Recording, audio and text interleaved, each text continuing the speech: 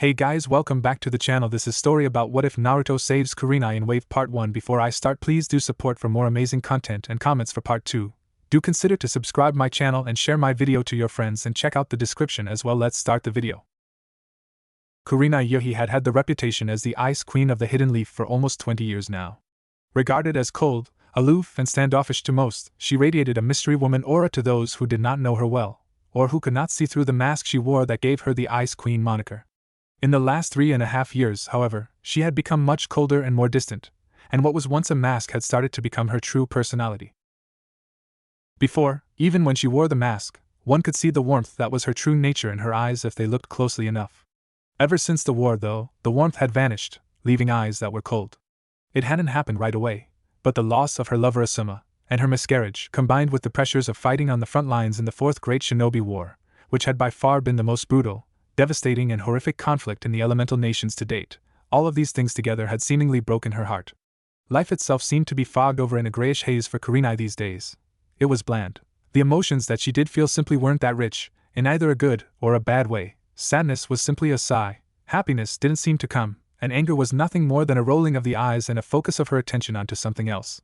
Her heart simply didn't feel that much except on this day. It was January 4th, the anniversary of Asuma Saratobi's death. Kurenai always found this day to be very hard. Even though it had been 4 years since he had been killed by Haiden of Akatsuki, she still couldn't completely let go or move on. Reminded not only of Asuma, but also of the child that she had miscarried during Pain's attack before Naruto had gotten there to fight him off, this was always the worst day of the year for her, and yet, she couldn't bring herself to do anything except immerse herself in thoughts and memories of her lost love, and grieve over her lost child. In a way, she was grateful for this ritual and day, even though the feelings were largely negative. She was thankful that she could actually feel anything at all, even if it was nothing but grief, hurt and sadness. She was on her way to the cemetery to visit Asuma's gravesite, having just bought a fresh bouquet of flowers from the Yamanaka flower shop.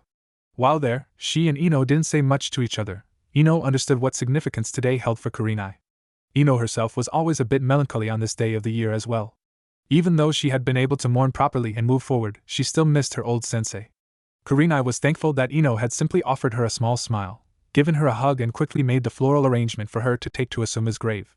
Ino always gave Kurenai a discount on this day, a small encouragement for which Kurenai was thankful.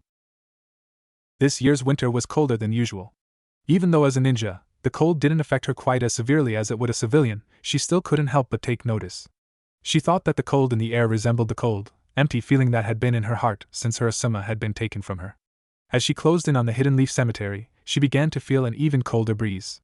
She could also smell it in the air. It was going to rain, yet another appropriate metaphor for the tears she knew she would soon be shedding as she entered the cemetery through the cast iron front gate.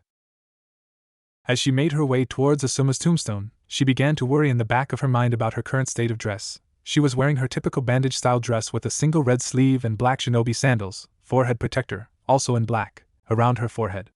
Even though she was on leave today, she knew that as a jounin of the Hidden Leaf, she could be called in for a mission at any moment should the need arise, so it was always prudent to be prepared when out and about.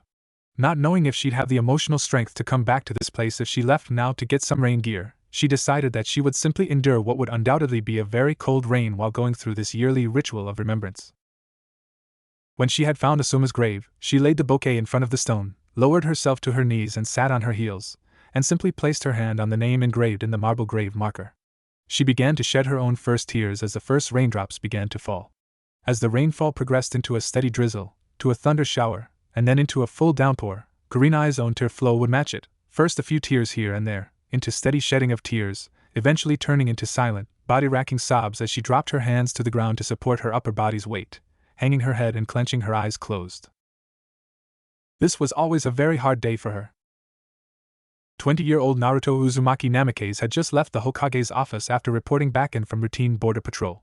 1 month out in the wild had really given him a craving for Ichiraku ramen, and he decided that it was time to indulge that craving. It had started to rain about an hour or so beforehand, the perfect weather in which to enjoy a piping hot bowl of broth and noodly goodness. He found himself thankful that he had put weather-resistant seals into his crimson with black flames sage cloak. In addition, he had also placed seals into the cloak that would warm his body and dry him off if he activated them, each of the seals with their own chakra storage seals so that the cloak could perform this task without him having to concentrate on it. Naruto had to admit that the last several years had been good to him. His 3-year training trip with Jiraiya he would call the best years of his life. His growth as a shinobi, and as a person had been absolutely staggering during this period. Jiraiya had not only helped Naruto with his education and training, but he had also taught him 2 other important lessons: espionage and intelligence gathering, and the importance of having sources of income other than ninja missions, which could always dry up during periods of peace and low activity. Not even Tsunade knew that Jiraiya had shown Naruto how to build his own spy network and develop his own methods of gathering intel. Jiraiya had also taught him how to invest in and build businesses while living the lifestyle of a shinobi. Naruto was now intensely grateful for the investment lessons that he received, as he now owned several highly successful businesses that made him rather wealthy. His gratitude was increased by the fact that since the war ended, ninja were not in as high demand as they were when things were a little more tense between the nations. Missions weren't as plentiful anymore, and even high-level jounin had to take what they could get, which was mostly C ranks with the occasional B rank mission thrown in. A ranks were few and far between, and S ranks were almost unheard of anywhere these days. Naruto, having plenty of money, told Tsunade of his business ventures, letting her know that he didn't need missions to make ends meet, and that the other shinobi should get his share of the missions. This, of course, did not excuse him from his annual shift of border patrol, or from clients asking for him specifically, although this rarely happened as Naruto's services went at a premium. He was one of 2 S-rank ninja in the village at the present time, the other, of course, being Tsunade, and of the 2, Naruto was by far the stronger. It wouldn't be long now before Naruto would be named Hokage, and he was currently being trained by Tsunade for the position, which he would officially receive within a year's time. Naruto found himself reflecting on his relation to the village that was his home over the years. He had started as the village pariah, the child whose existence nobody even wanted to acknowledge. Icy stares and whispers are what he received as a kid. Most times, he would be kicked out of stores, or overcharged for goods, many store owners making it clear that he wasn't welcome in their store. Of course, the pranks that he used to pull didn't exactly help his case, either, but he only turned to mischief because people didn't acknowledge his existence in the first place. He simply created an environment in which he would be impossible to ignore. Things got better once he became a shinobi. It took a while, but people started to look at him differently when they watched his performance in his first Chunin exam. He had begun to earn the respect of his peers and their senseis when he defeated Kiba Inuzuka in the final exam preliminary round. He began to earn the respect of the rest of the village when he defeated Niji Hyuga in the finals. He was respected even more so once word began to spread about his defeat of Gaara in his full Shikaku transformation, and more still when the story was told that it was he who brought Tsunade back to the village to be the 5th Hokage. Respect had turned into hero worship when he had defeated Pain and saved the village. His loved it at first, but it began to get old fairly quickly, particularly when he began to notice certain things. Everyone now wanted to be his new best friend, which of course he didn't mind, being that he could befriend just about anyone anyway. It was when girls and even some women who hadn't even given him the time of day, or had even been cruel to him before all of this, all of a sudden became fangirls of his that he started to see how shallow hero worship was. He was made even more aware of the shallowness of the village as a whole when people who had ignored him, or even kicked him out of their stores or called him cruel names as a kid began to come up to him as though it had never happened, and they would tell him things like, "I always knew you were a great kid." The hero worship and fangirl problem became even worse when he was given a field promotion from Genin straight to elite jounin during the war, and his heritage became public knowledge. When the village learned that Naruto, now considered one of their 2 greatest heroes, was in fact the son of Minato Namikaze, the other of their 2 greatest heroes, they responded with thunderous applause and wild cheering. This continued hero worship had, of course, increased even more after he had destroyed Madara and Sasuke Uchiha, ending the 4th Great Shinobi War and bringing about final victory for the Shinobi Alliance. Even through all of this, the village itself had acted as though they had never done Naruto any wrong in his lifetime. He never received a single apology for any abuse or cruelty that he'd had to endure as a child, and even up to his mid-teenage years while Naruto was very forgiving, it bothered him that the village seemed to be rather averse to taking ownership of and responsibility for its wrongdoings. Even amongst the shinobi that he was close to and worked with in the Leaf, there were very few that truly knew him. Among the civilian populace, the Ikarakas were the only people that did. They had been the only ones who had been able to see through not only Naruto's label as the Demon Boy, but through the mask he used to wear to keep himself shielded from the pain that he felt as a child from the isolation that was forced upon him. They had been the one constant throughout the years. He knew that he could always count on the 2 of them if he needed a place to go, even just to take the mask off for a while. If he was grateful for anyone in his life, it was definitely Old Man Tucci and his big sister figure Ayam. Among his comrades, Shikamaru was probably the only person in his age group that truly knew Naruto well, and that was only because he was able to make very astute observations that others missed. Of course, When he confronted Naruto about this, Naruto freely opened up and admitted to him that the only reason that he never shared real things about himself before was because, with the exception of Konohamaru and Irika, and by extension Hanabi and Enko, nobody ever asked. The Ikarakas, of course, didn't have to ask, as he never hid anything from them anyway. He had simply accepted the fact that people simply weren't interested in getting to know him. They thought they already had him figured out. Whether he was the demon boy or the village hero, people had an idea of him, and in all the years his peers knew him, none of them had bothered to try to find out who he really was, and that's what irked him most of all. This truly was a shallow village he lived in, but it was his home, and he loved it all the same. He would protect it until his dying breath. This line of thinking helped him to turn his thoughts to those people that made the village his home more than anyone else. Konohamaru, of course, knew Naruto as well as Shikamaru did, because he had actually taken an interest in his surrogate big brother's life. Konohamaru had been dating Hanabi Hyuga for a little while now, and Hayashi, seeing a way to get Hanabi out of having to brand her with the caged bird seal, spoke with the two of them, letting them know his thoughts and, with the approval of both Konohamaru and Hanabi, setting up an official betrothal contract for the two. They were to be married by April of next year. This, of course, caused Naruto to get to know Hanabi a lot better, as they were with him at his house quite a bit, and Hanabi came to see Naruto as a big brother herself. Irika, of course, always took an interest in his surrogate little brother's life, and when Irika had started seeing Enko Mitarashi, she began to get to know a completely different Naruto than she had previously thought him to be. She became a big sister figure to him as well, also spending a lot of time in each other's homes, as Naruto had them over quite a bit, and once they were married and they had bought their own house, they had Naruto over quite a bit as well. Naruto couldn't help but think back to Irika's and Enko's wedding. Naruto was the best man, and Kurenai Yuhi was the maid of honor. Naruto was all smiles that day for one of his most cherished loved ones, but he remembered that Kurenai's smile seemed to be rather forced, as though she were genuinely happy for Enko, but was remembering something that was quite painful for her. They had both made some small talk during the wedding reception, and he could tell that the woman was grateful that he was doing what he could to take her mind off of whatever it was that was bothering her. He made an educated guess that she was thinking of what her life would be like had Asuma lived and they had married, but he wisely decided not to broach the topic with her. As he walked by the cemetery on his way to his favorite eating establishment in town, he was broken out of his musings when he overheard a few men talking amongst themselves. "Boy, I wouldn't mind getting me a piece of that," said the first one with a leer. "Yes, she's a hottie. All right, I'd like to bang that myself," said a second one, with a smirk to the first one. Said a third, drooling at the object of their perverted thoughts. Naruto stopped for a moment, and cast a glance in the direction that the men were looking, and saw the back of a woman.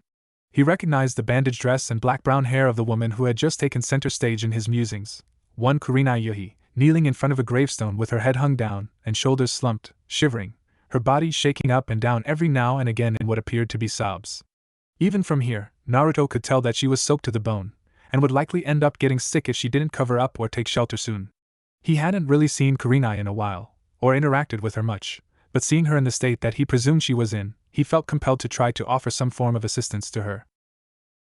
Noting his own compulsion, Naruto found himself getting irritated that these men were simply leering at her, not even noticing her emotional distress or physical discomfort, and began to walk in the direction of the cemetery's front gate, which happened to be where these men were standing.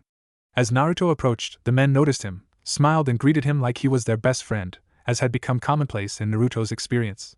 Naruto simply smiled and nodded curtly, not stopping to talk to them, and entered the cemetery, not noticing that the men had decided to move on when he left. His expression changed to one of concern as he walked over to Kurenai, who was indeed shivering and sobbing, seemingly lost in her own world. Naruto removed his cloak and draped it over her shoulders as he walked around to the front of her.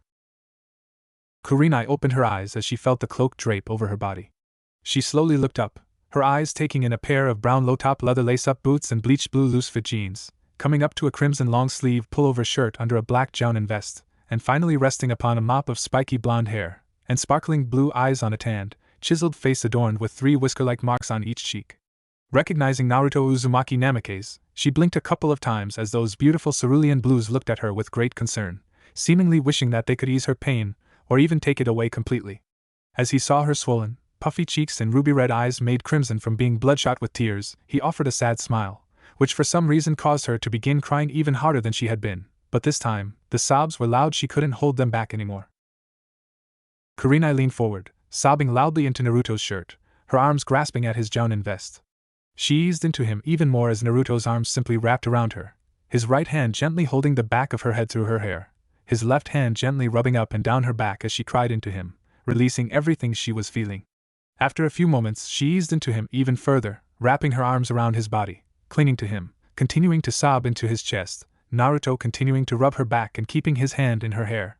While doing this, he made shushing noises to calm her, and spoke softly, reassuring her that he would remain with her for as long as it took to let all of her grief out. After a few minutes of this, by the time Kurenai had cried herself out, she pulled back from him, regaining her composure before looking up at him and giving him a grateful smile. "Thank you, Naruto," she said quietly, her voice somewhat hoarse from sobbing. "You're quite welcome," he responded with a warm smile of his own. She smiled at his thoughtfulness, causing him to respond, "Kurenai, do you want me to give you some space for a while?" At this, Kurenai took a moment to collect her thoughts enough to respond to him as she said, Thank you," again with a grateful smile. Naruto released his hold on her, Kurenai doing the same. He said to her, "The cloak is weather resistant, and it has seals in it that will warm you up and dry you off," before putting his right hand into a half-ram sign, touching the cloak with his left hand and whispering, "Dry heat seal, release." Kurenai noticed that she immediately became warmer, and was also beginning to dry off, even the parts of her that were not covered in the cloak. She looked at Naruto, again with gratitude, and a bit of wonder mixed in. Naruto began to walk away while saying, "Take as much time as you want, okay? I'll wait for you by the front entrance." As he left her to finish her visitation, she found that she felt strangely lighter than she had felt in quite a while. She had never grieved or wailed that loudly, even when she had learned of Asuma's death or upon learning that she had miscarried, and she found that it had felt great to get it all out of her system. Years of pent-up grief and anguish had been released into Naruto's warm, comforting embrace, and she couldn't help but wonder how it was that this hadn't happened until now.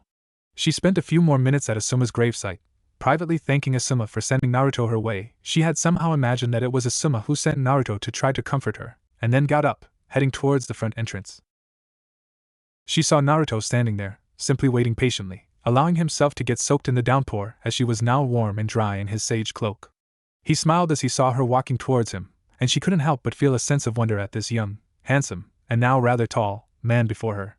She began to think back to the last time she had seen him, which was at Enko's and Irika's wedding. She could tell that he had noticed how she was feeling at that time, and at the wedding reception, he had seemingly made it his personal mission to make sure that it would be a fun and happy affair for her as well as for the bride and groom. It meant a lot to her that he was so considerate at that time.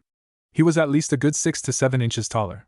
He had to be at least 6 feet 3 inches to her 5 feet 9 inches. His hair was in the same style as his father's, spiky blonde up top, extending down to the bottom of his neck. As his face had matured, he resembled his father more and more. In fact, many had thought that he was the spitting image of his father, taking away the whisker marks. It was also easy to see that he had matured mentally and emotionally in the past 4 or so years since coming back from his training trip with Jiraiya. His voice sounded close to his father's as she remembered it, but Naruto's timbre was slightly lower. She also noticed a spark of wisdom and intelligence in his piercing gaze, along with sadness and pain, indicating that he had matured beyond his years, and that his maturation had not been easy. As she pondered this, she realized that in all the time she had known him, that she really didn't know him. All she knew were what the public already knew, as well as what the rumor mill spread. Naruto brought her out of her reverie as he asked, "All set?" Kurenai smiled and nodded, responding, "Yes, thank you for loaning me your cloak, Naruto," as she began to remove it to return to him. Naruto walked up to her and placed his hands over her own, gently pulling the cloak closed once again on her slim, lithe form. She looked up at him in confusion, to which he responded with a smile, "Kurenai, I will not allow a lady to be soaked in the rain, or made to be uncomfortable if it's within my power to prevent it." At this, her confused frown became a surprised smile as she simply responded with a light blush, "Well, thank you, Naruto." "Not at all," responded Naruto with a warm chuckle. He continued, "So where can I escort you to?" As they walked out of the cemetery and began to follow the road, Naruto walking alongside Kurenai, letting her dictate their direction. "Well, I was just going to head back home," Kurenai admitted. "Please lead the way," said Naruto graciously. As they were walking, Kurenai's face began to pull itself into a happy smile. She began to talk to Naruto. "So where are you coming from, Naruto?" "I just left from reporting in to Grandma Tsunade after returning from border patrol." Kurenai frowned in distaste at this. "You must be glad to be back." "Yeah, I really am," replied Naruto, agreement with her own distaste for the drab assignment evident in his own tone. "But I don't have to go again for a whole year, so that's kinda nice. What about you? Any interesting missions yourself lately?" No, not really, just typical run-of-the-mill assignments, like escort duty, bandit elimination, things like that. Most of my duties lately have actually consisted of training and researching new genjutsu. Naruto's interest seemed to peak at this. Really? Have you come up with anything yet? Kurenai shrugged. Nothing really, yet, but I think I may be on track to using a modified version of the second Hokage's infinite darkness jutsu, she finished with a little excitement. Ever since the miscarriage, she had thrown herself into her work, which was now her primary source of stimulation and fulfillment, if it could be called that. Naruto raised an eyebrow. Really? Why modified? Well, I've found that my chakra reserves and control are at about their peaks in balance right now. The problem is that I can't seem to increase my control any more than I have, and when I try to increase my reserves, my control starts to suffer, and I currently don't have enough chakra to effectively perform the original jutsu, hence the need to modify. Naruto looked down at the road in front of him as he hummed in thought, then turned to Kurenai, not slowing his leisurely gait. That's a rather interesting problem to have. I don't think I've ever heard of anyone running into that particular issue. In theory, there should be no plateau like that. What chakra exercises have you been using to increase your control and reserves? Kurenai responded, the standard ones: leaf balancing, tree and water walking, kunai and saban balancing. Any combination thereof, those are really the only ones that I know, and they're also the only ones I've needed for fine-tuned control. Naruto continued to ponder the issue that he had heard. He seemed to know something about her problem, but he couldn't put his finger on it. He knew it would come to him in time, so he decided to tell Kurenai that he would look into her issue. Kurenai, Naruto began as Kurenai turned her gaze to him once more. Something about the issue you're facing doesn't seem well normal, to be honest. Let me do a little research on what might cause this kind of problem, and I'll see if I can help you find a better solution than having to modify jutsu to suit that limitation, okay? Kurenai's eyes brightened as she nodded, intrigued and excited at the possibility of making a breakthrough in her overall level of ability and skill. Silence reigned for a few moments, becoming somewhat uncomfortable, at least for Kurenai. She decided to break the silence. You know, Naruto, I can't help but think about Enko and Irika's wedding, and how well you were quite observant of my mental and emotional state that day. I never did tell you just how thankful I was that you helped me just to enjoy myself that day. Upon hearing this, Naruto smiled and responded in a tone belying genuine curiosity. You're welcome, but what brings that to mind? Actually, the fact that you've done it yet again just now, responded Kurenai, as she lowered her head, feeling both thankful towards Naruto, but at the same time, hurt and angry that nobody else had done anything beforehand. I had been at Asuma's gravesite for over an hour when you showed up, and nobody cared enough to try to help me. I overheard the comments of those men when they were ogling me. But you came over and seemed to know exactly what it was I needed. I guess seeing this and experiencing this from you, it makes me realize that I really don't know you as well as I might have thought I did. And you're right. I don't really know you that well either. What do you say we remedy that? Almost immediately, Kurenai's stomach began to growl, causing her to blush. Naruto, not missing a beat, raised an eyebrow and added with a chuckle, over lunch, maybe? Kurenai gave a small smile and mild embarrassment, nodding in agreement with Naruto's suggestion. Naruto asked, so got a tasting for anything? Kurenai thought a little before responding, not really, but I wouldn't mind some hot soup, this is good weather for it. Naruto responded in turn, I like the way you think, how does ramen sound? Kurenai gave another small smile and nodded. Naruto responded, to Ichiraku's then. After a few moments of walking, they arrived at their destination, and entered through the front flaps, immediately attacked by the heavenly smell that the little stand always emitted. Ichiraku turned around and saw the stand's #1 customer, greeting him warmly. Welcome back, Naruto. It's been too quiet without you here. Hey there, said Naruto, giving her his famous foxy grin. How are ya? Same old, same old. 1sec, she responded, as she turned around and yelled towards the back of the stand, Dad, Naruto's back. Tsuchi Ichiraku came back out of the stockroom, grinning upon seeing his favorite customer. Hey, Naruto. It's great to see you again, son. And with company, no less, he added with an amused, playful smile. You too, Tsuchi, and yes, I believe you know Kurenai Yuhi. Why, yes, I do. What can I get for the two of you? Naruto looked at Kurenai with raised eyebrows, allowing her to order first. Kurenai looked at Naruto, seeing his expression, and turned back to Tsuchi to place her order. I'll have a large seafood ramen, extra shrimp and fish cakes, please. Naruto then placed his own order. I'll have a Naruto special to start, old man. Tsuchi smiled knowingly, coming up. Kurenai looked at Naruto with a single raised questioning eyebrow. A Naruto special? Naruto grinned somewhat sheepishly as he responded, yeah, extra large bowl of miso ramen with 2 boiled eggs, double barbecued pork, fish cakes, beef, chicken, sprouts and a lobster claw. I order it so much that we just made a name for it. He added with a chuckle, I personally think Tucci should just add it as a menu item, but he has yet to take that leap. Kurenai giggled in response to this, giving a slightly larger half smile. Fair enough, maybe we can create a Kurenai special today, She finished with a warm laugh. Naruto brought his hand to his chin in an exaggeratedly thoughtful gesture, with an equally exaggeratedly thoughtful frown. And what would be in the Kurenai special?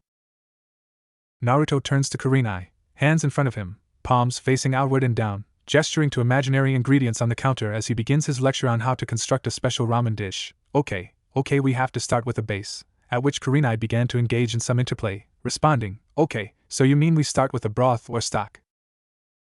Naruto smiled as he began some interplay of his own, correct. The Naruto special, for example, has a base of miso and beef broth. So what would the Kurenai special's base be? Responded Kurenai, as she looked off in an exaggeratedly thoughtful expression of her own, and responding after a few moments, I believe that a shrimp, lobster or even a vegetable base would best suit the Kurenai special. At this, Naruto took on a genuinely thoughtful expression, as though trying to envision how a mix of these might taste. I wonder what about a mix of shrimp and vegetable stock? Kurenai wore a bemused smirk as she responded, that actually sounds pretty good. Naruto, still in thought, added, I must admit I also find myself wondering what shrimp broth and miso might taste like together. Both of their musings were interrupted by the soft clink of a small platter being placed on the counter by none other than Tucci. On the platter were 6 small sample-sized cups of broth, separated into pairs, which caused Naruto and Kurenai to both raise an eyebrow in confusion at the ramen chef. Tucci answered the unspoken question with a smirk. Well, since you're both wondering how certain combinations might taste mixed together, I thought I'd let you actually taste them. He pointed to each pair of sample cups as he identified them, shrimp and miso, shrimp and vegetable, and for laughs, shrimp, vegetable and miso. He looked back up at them, so taste each and let me know what you think. Naruto and Kurenai both picked up their respective cups of shrimp and miso first. Naruto knocked it back, swishing it around in his mouth to get a good feel for the flavor before swallowing. Kurenai sipped hers a little more slowly, smacking her tongue against her palate in order to help her concentrate on the flavor. Both Kurenai and Naruto nodded in approval at the combination, and they tasted the other 2 samples in the same method. When they were done, Kurenai spoke her mind. I believe that the shrimp and vegetable base would best suit the Kurenai special, as the miso, while very good, overpowers the other 2. I envision the Kurenai special with a lighter flavor. At this, Naruto and Tucci nodded in approval of her judgment. Naruto continued with the lesson, excellent. Okay, we have the base, and of course, the noodles go without saying, but how about the toppings? Kurenai answered without missing a beat, shrimp, lots and lots of shrimp. And then fish cake, scallops, crab legs, a lobster claw, some bean sprouts, and a bay leaf as a garnish. Naruto raised a curious eyebrow. Kurenai continued after catching her breath, looking at Naruto dead in the eye while wagging a finger in emphasis, and presentation of the dish is very important in the Kurenai special. The dish must be a work of art, perfectly symmetrical. The lobster claw should stand against the left side of the bowl, and the crab legs should line the remaining edge. The bottoms of the crab legs should be surrounded by the shrimp in a wraparound fashion. The fish cakes and bean sprouts should be in the middle of the bowl, and the scallops. Kurenai raised her finger to her chin and glanced upward in thought, finishing with, the scallops should be underneath the noodles as a sort of pleasant surprise, so to speak, and the bay leaf should be dead center of the bowl. Kurenai smiled and nodded in satisfaction as she finished, not having noticed that Tucci had gone back into the kitchen to start on the orders. Naruto nodded back, turned his head towards the kitchen and shouted, Hey Tucci! Did you get all that? Let's have a Kurenai special in place of Kurenai's previous order. I got it all, son! 2 Kurenai specials coming right up. Kurenai's eyes went wide with surprise as Naruto gave her a wink and a thumbs up. She wasn't actually going to order the dish, she was only having a little spontaneous fun with her present companion, but the more she thought about it, the more appetizing her creation seemed to become. She smiled in pleasant surprise at this realization, but then she realized what Tucci had said. She turned to Naruto with yet another raised eyebrow. Too? Naruto explained, well, if it's a new dish, I have to try it, too. Kind of an unspoken rule at Ichiraku's. Naruto must try all new dishes. Kurenai laughed at this and responded, then, of course, we must follow the house rules. Naruto laughed with her as he continued, and then, of course, we'll have to think of a Naruto and Kurenai special. At which both of them cracked up. Tucci interrupted them as he brought their orders, one Kurenai special for Kurenai, and a Kurenai special and a Naruto special for Naruto. He gave both of his current patrons an amused smirk. Well, you two, before you go off the deep end in creating additional menu selections for me, why don't you go ahead and enjoy what you ordered? Both Naruto and Kurenai grinned rather sheepishly at this. Naruto found Kurenai's face to be quite adorable with a sheepish expression on it. Kurenai noticed his thoughtfully amused smirk and asked, "What is it?" Naruto responded, "I don't think I've ever seen you wear a sheepish expression before." Kurenai seemed to think about this, and responded, I guess we're both a little surprised today because I've never engaged in such witty banter with you, before." Naruto nodded at this, very true but for now, as he turned to his bowl of ramen and broke his chopsticks, saying, "Down the hatch." As he began to eat his ramen, Kurenai doing the same. Kurenai, of course, knew of Naruto's ramen fetish, but had heard from several of her friends and her former students that he would usually inhale his ramen and that it was quite a sight to see. To see him eating his food with perfect table manners was another surprise. She raised an eyebrow at this, and Naruto seemed to know what she was thinking, as his response would indicate. If you're wondering why I'm not wolfing it down, it's because it would be unfitting and impolite to do so in the presence of a lady, he finished with a smile. Kurenai smiled at Naruto's indirect compliment. As the pair ate their meal, they began to make conversation. Naruto started, "So Kurenai, tell me a little bit about yourself." Kurenai responded, "Okay, what would you like to know?" I guess we can start with the basics. Likes, dislikes, hobbies, interests, dreams, stuff like that." Genin team style introductions, huh? Okay then, well, as you know, I'm a genjutsu mistress. I like learning about and training in new types of genjutsu. I also like roses, shochu, vodka and octopus with wasabi, spending time with friends, being pampered and treated like a lady. She nodded at Naruto while she said this, letting him know that she acknowledged his gentlemanly treatment of her on this day, curling up with a good book in front of a warm fire, relaxing in spas and hot springs, fine dining, and flowery and spicy scents. I dislike cake, perverts, barbaric men and people who make hasty judgments or conclusions without first gathering all the facts. Naruto smiled at this as Kurenai continued, "My hobbies are having evening drinks with friends, reading good romance and mystery novels, and cooking." Naruto's expression molded itself into an intrigued smirk with a single raised eyebrow as he heard this, but he didn't interrupt her as she continued. "My interests include genjutsu training and research, learning new and interesting ways to cook, and learning about shokus and vodkas of various kinds and flavors. My dream is to be the world's most renowned genjutsu mistress, and I would say that my immediate goal for the time being, which you have just given to me, is to try to overcome the plateau that I've found myself on concerning the balance between my chakra control and reserves." She took a breath as she finished, then asked, "So what about you, Naruto?" "Well, I like music." At this, Kurenai found herself rather shocked, raising both eyebrows and looking intently at him while he continued, "Various types of food, including but not limited to ramen, sushi, any kind of meat that's grilled, roasted or stewed, and even dango. My favorite ninja art is fuinjutsu." Kurenai found herself surprised yet again. "I also like taijutsu, kenjutsu and ninjutsu. I love to learn anything new, especially any new skills that I can get my hands on. My favorite jutsu to use is my shadow clone jutsu because of the way in which I learn anything my clones learn, which allows me to learn and master any new skills I wish to learn very quickly. I like shogi, go and any other game of strategy. I love physical training. I also like relaxing in a good hot spring. My dislikes are perverts, fangirls," at which he involuntarily shuddered before continuing, "people who make hasty judgments about others, being hit by people simply because they're annoyed, cowards and traitors." Kurenai noticed Naruto's eyes darken just a bit as he said the last two, but allowed him to continue. "My hobbies are learning any new skills that I might find useful and putting them to use, training my mind and body. Calligraphy, it helps with my ceiling, singing and playing various musical instruments." At this, Kurenai couldn't help but interrupt. "Really?" she said, surprise evident in both her tone and expression. Naruto smiled. "It's true. I was actually born with perfect pitch, and I had taken up singing to start with as a kid. I didn't start to learn how to play instruments until a couple of years ago, though." Kurenai smiled, both intrigued and excited about this new discovery she had just been given as she responded, "You'll have to sing for me, sometime, then." Naruto gave an embarrassed chuckle. "We'll see," he responded before continuing, "Now, where was I? Ah, yes. Some of the skills I've picked up are gardening, architecture, carpentry and construction." Kurenai's eyes grew wider and wider as he continued listing off several of his hobbies: cooking, interior design, basic tailoring, and blacksmithing. "My interests are researching and developing new skills for my fuinjutsu, learning various fighting styles to add to my own, whether kenjutsu or taijutsu, finding new and more effective ways to break or counter genjutsu, which is actually something of a little project that I'm working on, one that I wouldn't mind your help with. Now that I think about it, Kurenai nodded in understanding as he continued. And learning the various political, economic, and social aspects and goings-on within the village. And the land of fire. My dreams. Naruto paused to close his eyes and sigh, and then continued in a more subdued tone of voice. My dreams are to be the world's greatest seal master, to be Hokage, so that I can help build a better world than we currently live in, and to hopefully find that special someone and start a family with her, he finished with a smile. Kurenai couldn't help but smile wistfully as she listened. They had each finished their respective meals during the course of the conversation, continuing to make small talk. Kurenai eventually posed the question, so what instruments do you play?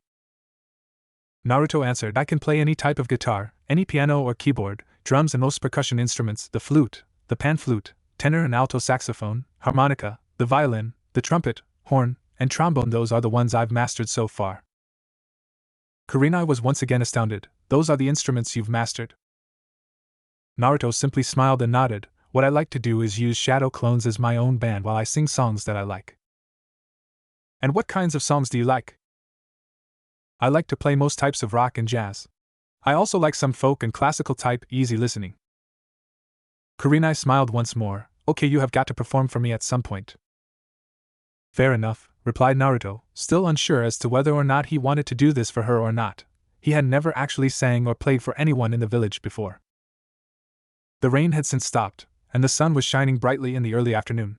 Teuchi brought a check each for Kurenai and Naruto. Before Kurenai could take hers, Naruto spoke up. Teuchi, I'll take both of those. Kurenai tried to object. Naruto, you really don't have to. Naruto, however, would have none of it. Nonsense.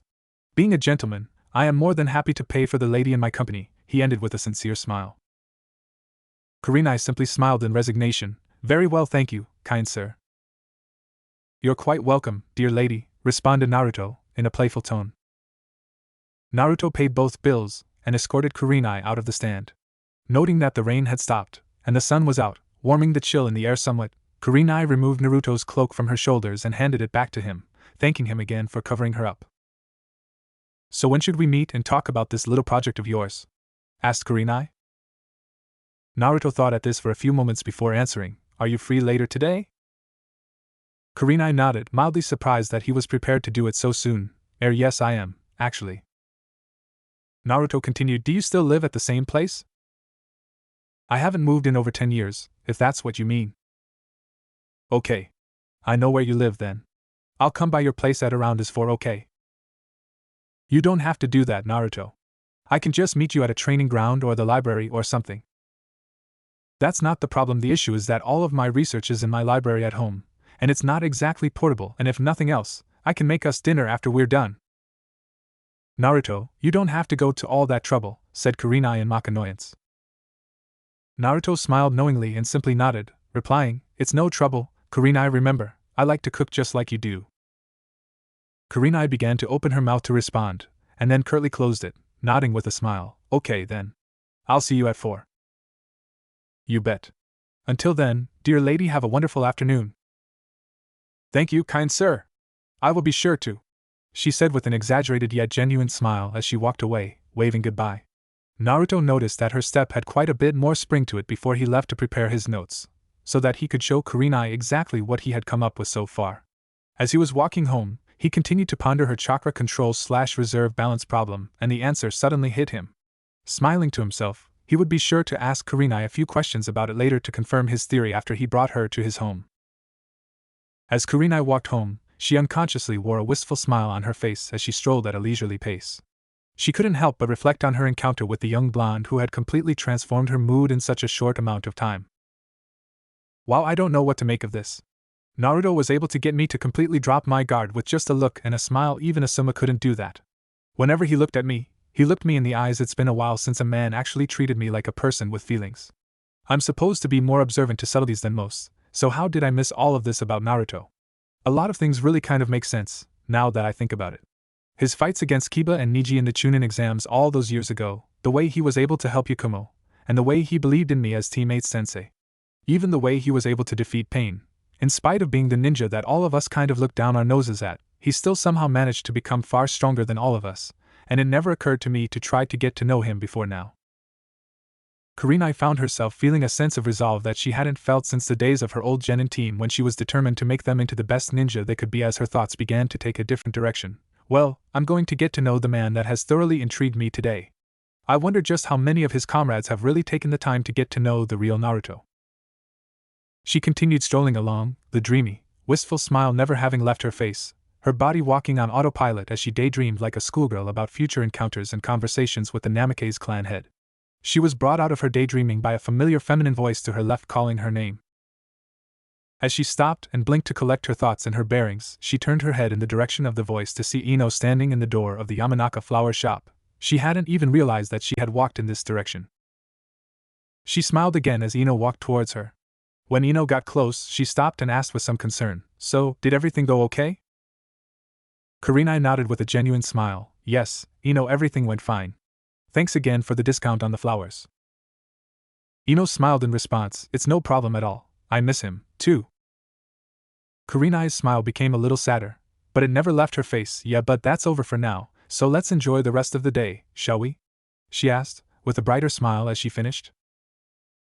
Ino frowned in thought, raising an eyebrow in bemusement, which was evident in her tone. "Kurenai, you do seem a little happier than usual," she said, leaving an open door, hoping to bait Kurenai into sharing why she seemed to be acting a bit out of character at the moment. Kurenai, still feeling rather wistful, didn't seem to notice this, and began to take the bait. She said, looking up and around with that same wistful smile and glazed over look in her eyes. "I guess you're right, I do feel happier than I've felt in a while," as she turned her gaze back to Ino. Ino narrowed her eyes suspiciously at Kurenai, causing her to raise a confused eyebrow. Ino grabbed Kurenai's wrist and pulled her into the shop, towards the back. When she had dragged Kurenai back far enough to be able to have a private conversation, she let go of Kurenai's wrist, turned to face her, and with narrowed eyes and a sly grin on her face, she said, "Okay, spill." "Huh?" asked Kurenai, genuinely confused. Ino continued, "Who is he?" This only seemed to confuse Kurenai even more. Who is who? Ino, of course, would not be deterred. Rolling her eyes, she responded, "Kurenai, you came into the shop earlier sad and depressed, the same way that you come in every year on this day. I find you only a few hours later, and you look like you're walking on air, so if I didn't know any better, and I would assume that you've become rather infatuated with someone between then and now. So spill." Ino finished in a mock forceful tone with a raised eyebrow and a bemused smile. Kurenai frowned in thought at this, trying to collect her thoughts. Am I really that easy to read right now? I'm certainly intrigued by Naruto, but would I go so far as to say I'm becoming infatuated with him? I know that I could certainly do worse, but still I haven't even had time to think about my feelings. They've just started. I don't really know how I feel right now, and with this, she turned her attention back to Ino's intense gaze. I'll need to handle this delicately. Kurenai turned to Ino with a smile and responded, "Ino, I won't tell you who he is," and which Ino interrupted, while pointing at Kurenai with a knowing grin. I was right." Kurenai nodded as she continued, "I don't even know how I feel yet because I don't really know him that well. I haven't had the chance to really even think about my feelings because I only started feeling this way a few minutes ago, but if anything does develop, I will make sure to let you know. Does that sound good?" Ino gave a knowing grin, nodding at the older jounin. Kurenai smiled at Ino before taking her leave of the girl, letting her know that she had some things that she needed to take care of. Ino couldn't stop grinning excitedly about the possibility of Kurenai getting a new man, and her curiosity was growing by the second. Of course, working in INT taught her many things, first and foremost among them being patience. She knew she would find out, or dig it out, soon enough. It was a little after 2 in the afternoon when Kurenai arrived at her home. She spent the rest of the afternoon freshening up after having gotten doused in the rain earlier. Even though she was dry, her hair was still a bit of a mess, and she had also found that some of her makeup had run. Feeling rather embarrassed at her current appearance, and rather grateful that Naruto had the presence of mind to not draw any attention to it, she decided to draw a bath and wash up. As she was bathing herself, paying close attention to her hair, she began to hum a happy tune to herself, smiling wistfully once more as she looked forward to when Naruto would come and get her. She started to realize that she was actually getting excited at the fact that she would be eating dinner with him at his home, no less. It was a little before 3 o'clock by the time Kurenai had finished cleaning herself up and getting dressed again. After taking a few minutes to reapply her normal makeup, she decided to read Murder in the Hidden Mist, in order to get her mind off of her excitement at her upcoming appointment with Naruto. She walked into her living room, curled up onto her plush purple velvet love seat, opened her novel to the bookmarked page, and began to read. Naruto was leaping across the rooftops so that he could quickly get back to his home in order to prepare his research for his brainstorming session with Kurenai. As he arrived at his home, he quickly opened the front gate and entered the grounds of his estate.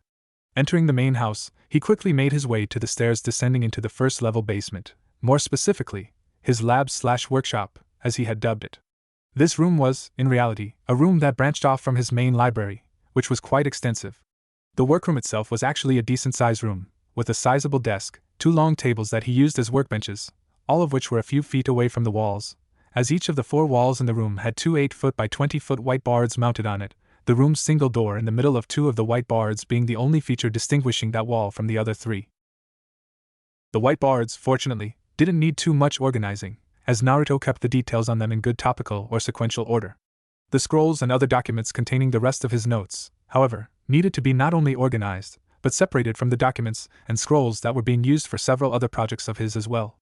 He created 5 shadow clones, and with them, he started sifting through all of the documentation and paper, separating each document into piles by project. Once he had all of his papers organized, the clones took the other scrolls and placed them out of the way underneath the workbenches, while Naruto himself brought the project he wanted to discuss with Kurenai over to his desk. Satisfied with the simple preparations that he had made, he went back into the main living areas of the house, making his way to the 2nd floor and into his bedroom. Once inside his room, he took off his sage cloak and his jounin vest, but elected to keep his headband on. As he looked at his alarm clock, he realized that the time was now 3:45. He quickly ran out of his room, back down to the 1st floor of the house, and ran out the front door. His front gate was still up, and Naruto unconsciously went through the hand seal sequence that would reseal his property as he exited the grounds and made his way across the rooftops once more, this time to Kurenai's apartment complex. He heard the occasional squeal of a fangirl in the streets below. Shuddering, he decided that they were going to take the rooftops back to his house as well to avoid being mobbed mid-trip.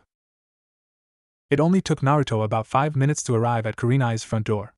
Even though he was still almost 10 minutes early, he decided to knock anyway. He heard a muffled cry of, "Just a second," from the other side of the door, in a voice that he recognized as Kurenai's own. A few seconds later, the front door opened, revealing a Kurenai that was much more refreshed than when Naruto had last seen her. Naruto smiled as he greeted her. "Hey there." "Hello," Kurenai greeted him in kind as she smiled in response, drawing out the 2nd syllable in a friendly manner. Naruto continued, "I know I'm a little early. Do you need a few minutes?" Kurenai shook her head. "Not at all, and you get points in my book for being so prompt.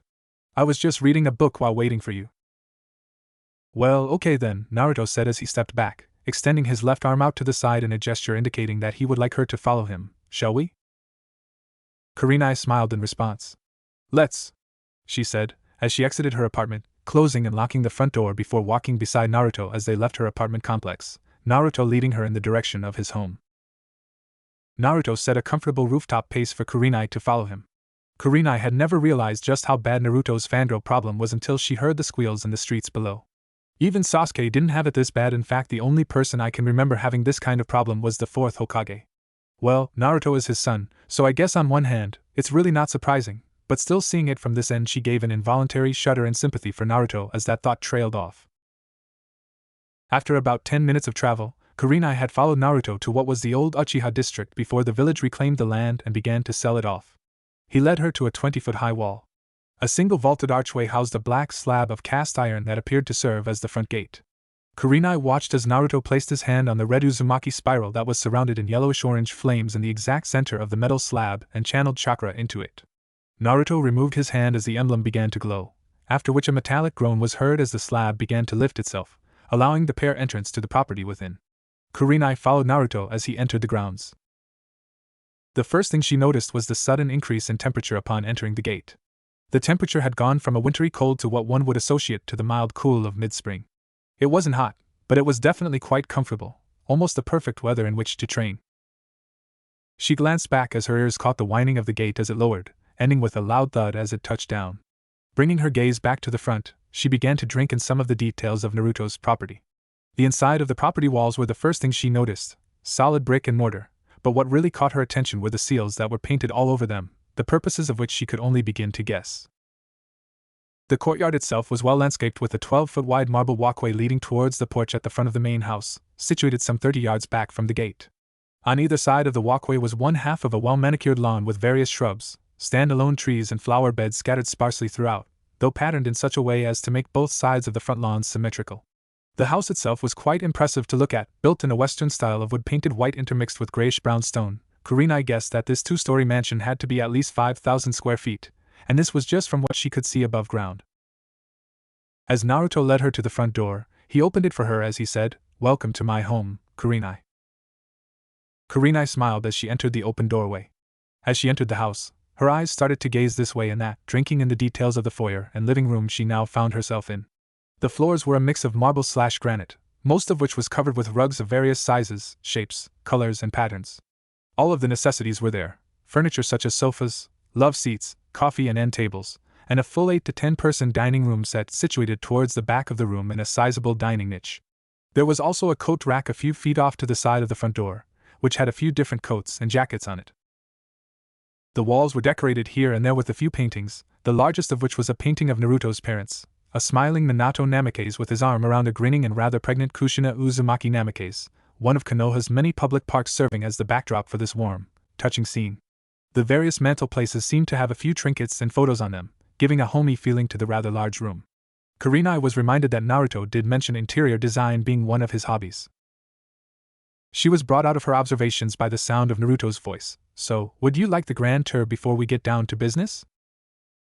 Kurenai smiled bemusedly. "Yes, I would, please."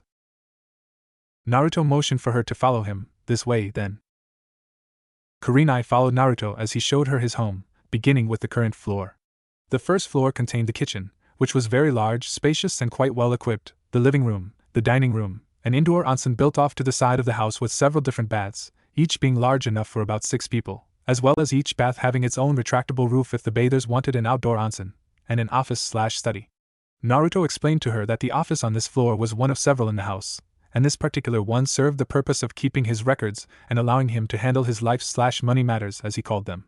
Kurenai couldn't imagine why he would need a 15-foot by 20-foot room filled with furnishings and filing cabinets simply to handle life/money matters. Of course, given the size of the house and property that Naruto owned, she could pretty well guess that he was fairly affluent. The rest of the first floor was just a few bathrooms, rooms primarily used for storage, or had not yet been given purposes by Naruto. Naruto proceeded to lead her to the second floor, which housed several guest bedrooms and corresponding bathrooms, as well as the master bedroom/bathroom suite, the ornateness of which astounded Kurenai. The floor of this room was covered in what appeared to be carpeting made of various animal furs. The walls were painted on a soft medium tan, accompanied by soft lighting, giving the room an alluring, almost romantic air, as though this would be Naruto's little piece of heaven on earth. The dressers with their accompanying vanity mirrors and nightstands were all made of or framed in solid oak, which Naruto had explained had come from the richer parts of the Land of Fire's forests. The bed, she noticed, was also quite large, easily capable of fitting several people comfortably, having an oval shape, and covered in crimson silk sheets and high-quality comforters, matching the crimson velvet drapes which outlined the windows, and were currently drawn back to let the day's natural light bathe the room. After seeing all of this, Naruto led her towards the walk-in closet, and allowed her to look inside it. Though quite spacious, she noted that most of it was empty, as it had been built for 2 rather than 1. Seeing that there wasn't much else to look at in the closet, she turned her attention to the master bath. The size of the bathroom, as well as the magnificence of the fixtures, caused Kurenai to gasp in awe. Inside the bathroom was a stand-up shower big enough for 2, with an outcropping allowing for the occupants to sit while showering. There were also several water jets on the walls, allowing for shower massage in addition to the main shower head. There was also a bathtub that was large enough for 2 occupants, complete with whirlpool jets to turn the bathtub into a jacuzzi. On the wall opposite the shower stall and bathtub were the toilet, the seat of which appeared to be quite comfortable, but other than that, was largely without any features of particular notice, and 2 separate his and hers sinks with corresponding vanities and medicine cabinets, all surfaced with polished marble. The floors and walls were covered in lavish tile, patterned in a mixture of pearl white, sky blue, and lime green. Naruto led Kurenai out of the master bathroom once he saw that she was starting to drool. He led her out to the balcony of the master suite, pointing out the grounds on the sides of the house and in the back, all of which was visible from the balcony. He pointed her to the training dojo that he had set up about 50 yards or so back from the house and off to the right, and gave her a rundown on the facilities and equipment that could be found inside the structure. He also pointed out the sizable shed where he kept his gardening and landscaping supplies, as well as a workshop where he planned a lot of his personal construction projects, as well as where he kept his forge for his blacksmithing. Off towards the very back of the property was a lakeside shore with its own pier. After he was done pointing out the grounds to her, he led her back into the house and back downstairs, where he showed her that, even though he had stairs that enabled ascent and descent into the basements, she wasn't sure she heard that right at first. Naruto had created and installed a seal array that acted as a teleporter between a corresponding seal array on each level of the house. He led her onto the seal array on the main floor, and teleported her to the second-level basement, explaining to her that they would finish the tour on the first-level basement, as that would be the area where they would be working. On one side of the second basement level was a control center of sorts, where Naruto would be able to monitor the condition of the seals that powered and controlled the house and grounds, as well as use certain master control and override seals should the need arise to do things such as lock down the house, or shut down any seals that might become compromised or damaged, somehow, regardless of how small the chance might be. On the other side was a musical studio, complete with more instruments than Kurenai could count, and some that she couldn't even identify.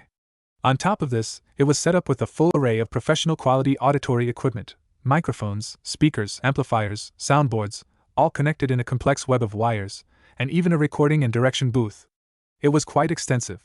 Kurenai was amazed by the vastness of it all. Even Naruto's informing her of his mastery of various instruments could not prepare Kurenai for what she was currently seeing. Naruto brought her out of her daze as he led her to the seal in order to come to the final stop on the tour, the first-level basement directly above them. This level consisted of a library, which was quite vast, seeming to rival the village's main library, if not in size, then certainly in the amount and depth of content and subject matter that it contained. Though the Konoha library contained subject matter on almost any topic one might wish to peruse, whether civilian or shinobi, Naruto's was much more specialized. It only contained subject matter pertaining to topics that were of interest to him, such as various works on ninjutsu, taijutsu, kenjutsu, and even some works on genjutsu, but it was the magnitude of the content that caught Kurenai's attention. In addition to these topics, there were various other volumes on any range of topics from strategy to politics to blacksmithing and any related topics to these fields of endeavor. Naruto even had a few medical texts in his library. What had surprised Kurenai even more than the amount of content that she could see, was that Naruto had told her that there was even more that wasn't visible at the moment. Naruto made very good use of storage seals, using them to create a complex indexing system where he could search for any specific scroll or book that he wanted, and willing that particular book to appear. In spite of the fact that there were tens of thousands of volumes stored in this system, Naruto had used one of his own Fuinjutsu creations, a preservation seal, to supplement the storage/indexing seal array, which would keep it as fresh as the day he applied it, as well as preserving any additions he would need to make to it, though he would need to deactivate the preservation seal first, and then reactivate it once he finished the modifications. As he finished showing her around the library, he brought her into the room where they would be discussing what he had brought her over to discuss. As he showed her into the lab/workshop area, he created a shadow clone instructing him to bring them a tray of drinks and then get started on dinner. The clone gave a smart two-fingered salute before disappearing in a yellow flash. Naruto turned his attention to his guest once again, who was looking around the room, specifically at the level of detailed information that were on the massive white boards adorning all of the walls. "What do you think?" asked Naruto, bringing her out of her awestruck daze once again. Well, Kurenai started, before collecting herself and continuing, "I don't really know what to think." Naruto smiled in understanding as he continued, "Well, if you'll come to this board over here," he said as he led her to the whiteboard that was on the left wall in the back of the room. "These are a good portion of the notes that I have on the project I was telling you about." He turned his attention back to her. "You see, because of the size of my chakra reserves, I'll never have the level of control needed to cast even the smallest genjutsu, so I decided to focus my efforts in this particular art to finding ways to counter them. I figure that even if I can't cast them, I can at least make every effort to make sure that I can't be overcome by them. So, as you can see, I started studying genjutsu theory with that particular premise in mind." Kurenai nodded as Naruto led her to his desk, showing her the various documents and notes that he had compiled as part of this study. The clone that Naruto had sent to the kitchen had brought back a pitcher of lemonade and a pitcher of ice water with 2 glasses. Naruto thanked his clone before the clone flashed out again to continue preparing dinner. Naruto continued to explain to her that his study included the workings of the chakra system, learning how to discover the feel of one's own chakra, which led to him actually developing certain methods of directly controlling his own inner chakra flow, and even detecting foreign chakra the moment it invades his body, as each person's chakra signature is as unique as their fingerprint, or their retinal pattern. Kurenai immediately saw the genius of this particular approach to countering genjutsu. If this project yielded fruit, Naruto could very well have created a sub-discipline of genjutsu that could save countless lives of genjutsu-deficient shinobi on the battlefield. Naruto explained to her that he still needed to create a few test case scenarios so that he could run some clinical trials on what he had found. Kurenai, Understanding the field of genjutsu better than anyone else in the village could be instrumental in creating a comprehensive set of test cases to run through, which she found herself to be very excited about doing. They spent some time outlining the specifics of the trials that would need to be run, from the starting conditions to the ending conditions, as well as the expected results of each method that Naruto had outlined in his study, and specifics on how to quantify the results of each trial. Kurenai grew more and more excited about the day when they could present this to the Hokage for introduction into the academy, or even for trials in the field under much more erratic conditions. After a couple of hours, they had finished creating the basics of their test plan. Naruto would fill in the blanks and the rest of the details to have a complete set of clinical trials ready to run in a week's time. It was at this point that Naruto remembered about Kurenai's little plateau. "Oh, Kurenai?" asked Naruto, waiting as Kurenai turned her gaze to him. "I have an idea as to what might be causing your chakra plateau." Kurenai looked at him expectantly as he paused briefly before continuing. "How are your ninjutsu and your taijutsu?" She answered him honestly in a tone that belied no feelings or opinion on the matter in one direction or another. "Both are quite lacking, to be honest. If it wasn't for the fact that I'm better at genjutsu than even the 5 Kages are, I'd only be a special jounin, and not an elite one. I'd say that with the ninjutsu that I do know, I have jounin level mastery of them, but I only really know the substitution, the transformation, the clone and the teleportation. My taijutsu is the academy style with a few things I've thrown in, but I'd say that I can fight with that at solid chunin level."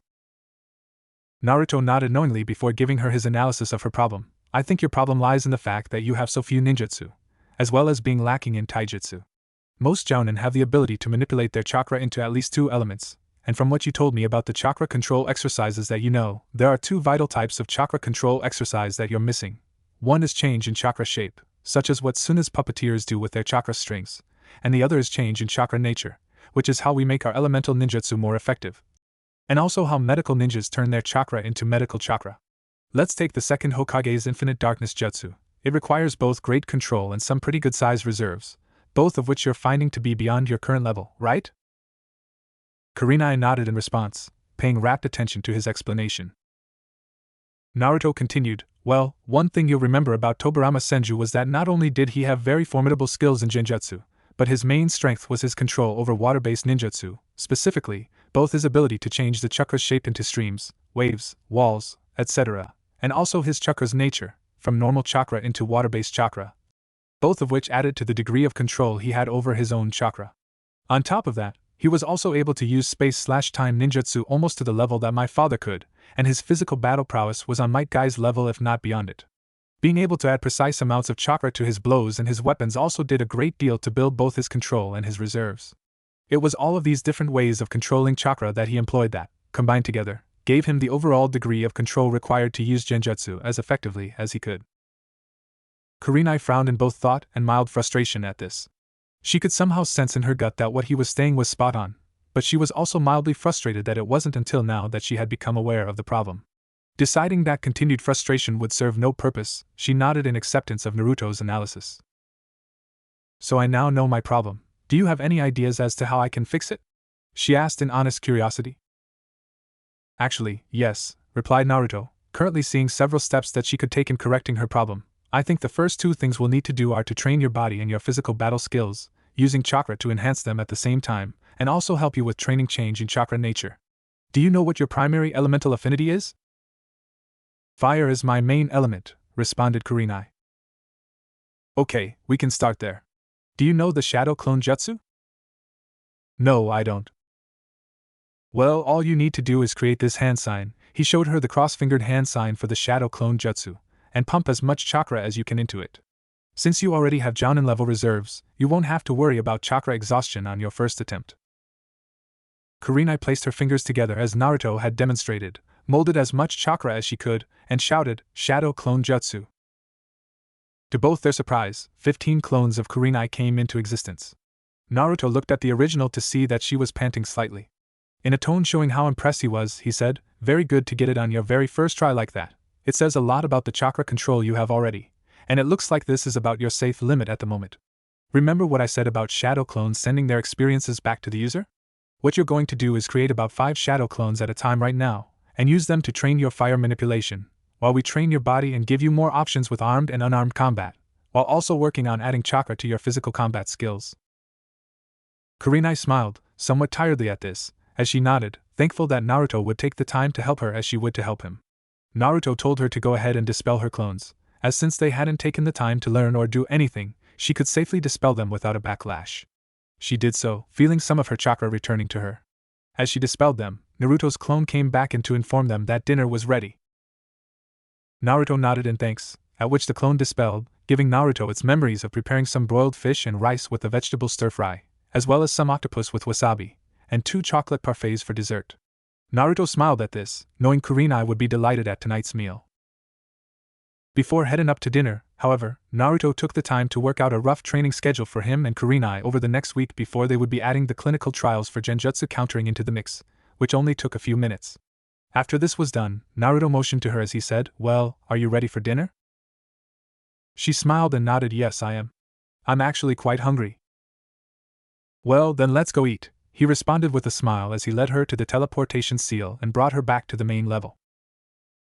Once they got to the main level, the smells of delectably prepared dishes flooded their senses, causing their mouths to water.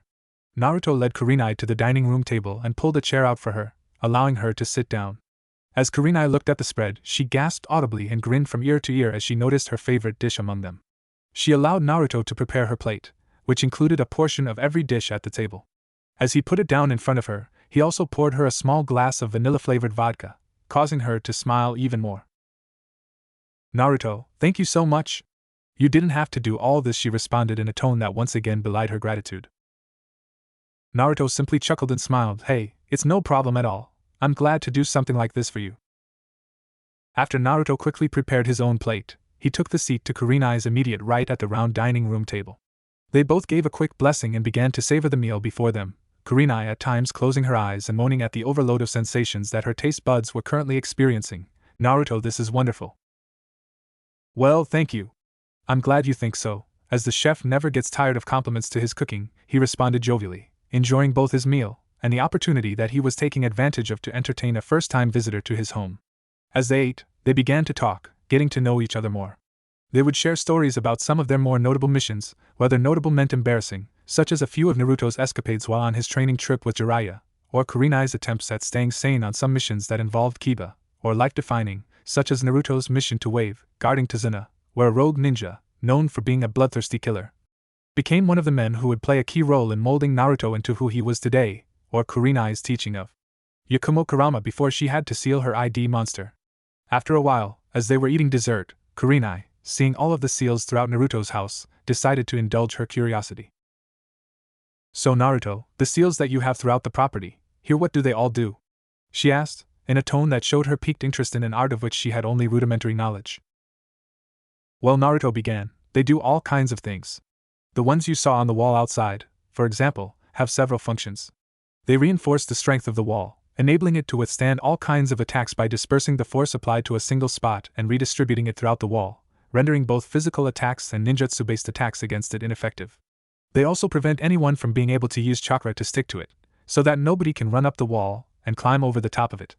But even if they were to somehow get to the top of the wall, there are perimeter seals lined all along the top that would force any intruder that tried to cross the perimeter back out. The seal you saw on the gate is a locking mechanism that only recognizes the chakra signatures that I permit to be programmed into it. These systems allow me to completely control who can enter and who can't, making it the single, most secure structure in Konoha." Kurenai's eyes widened in surprise at this revelation. Even with her own knowledge of sealing, however fundamental it might be, she didn't realize that the kinds of things that Naruto had done with just his front gate and perimeter wall could be done at all, and certainly not with the precision that Naruto had explained to have done it with. Naruto continued, "There are also some environmental control seals that I can use to regulate all kinds of environmental factors on the property: temperature, humidity, wind speed, precipitation, you name it." Kurenai's amazement at what Naruto could do using seals grew as Naruto continued to explain, "Now in the house, I've created several different other types of systems." He pointed to some of his appliances that were in sight of the table, and to several spots on the walls. "You notice these seals here?"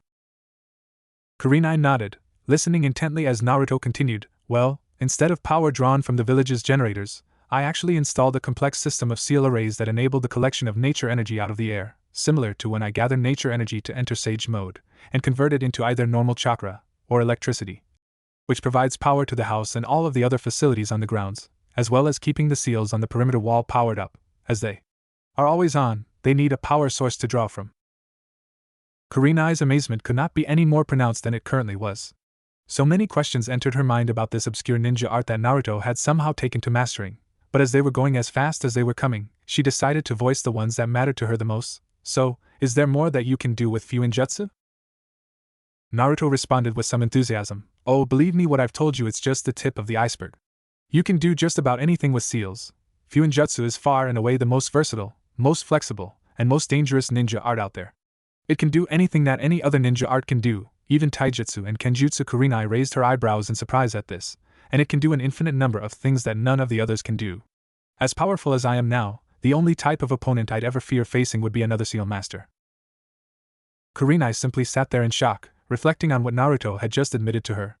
Naruto's respect for Fuinjutsu as a leading authority on the subject was not lost on her, and the idea that he would fear facing another seal master in battle, when he had faced down and beaten opponents such as Pain and Madara Uchiha, without fear, gave her a whole new level of respect and fear for the art, while also piquing her curiosity and interest in learning more.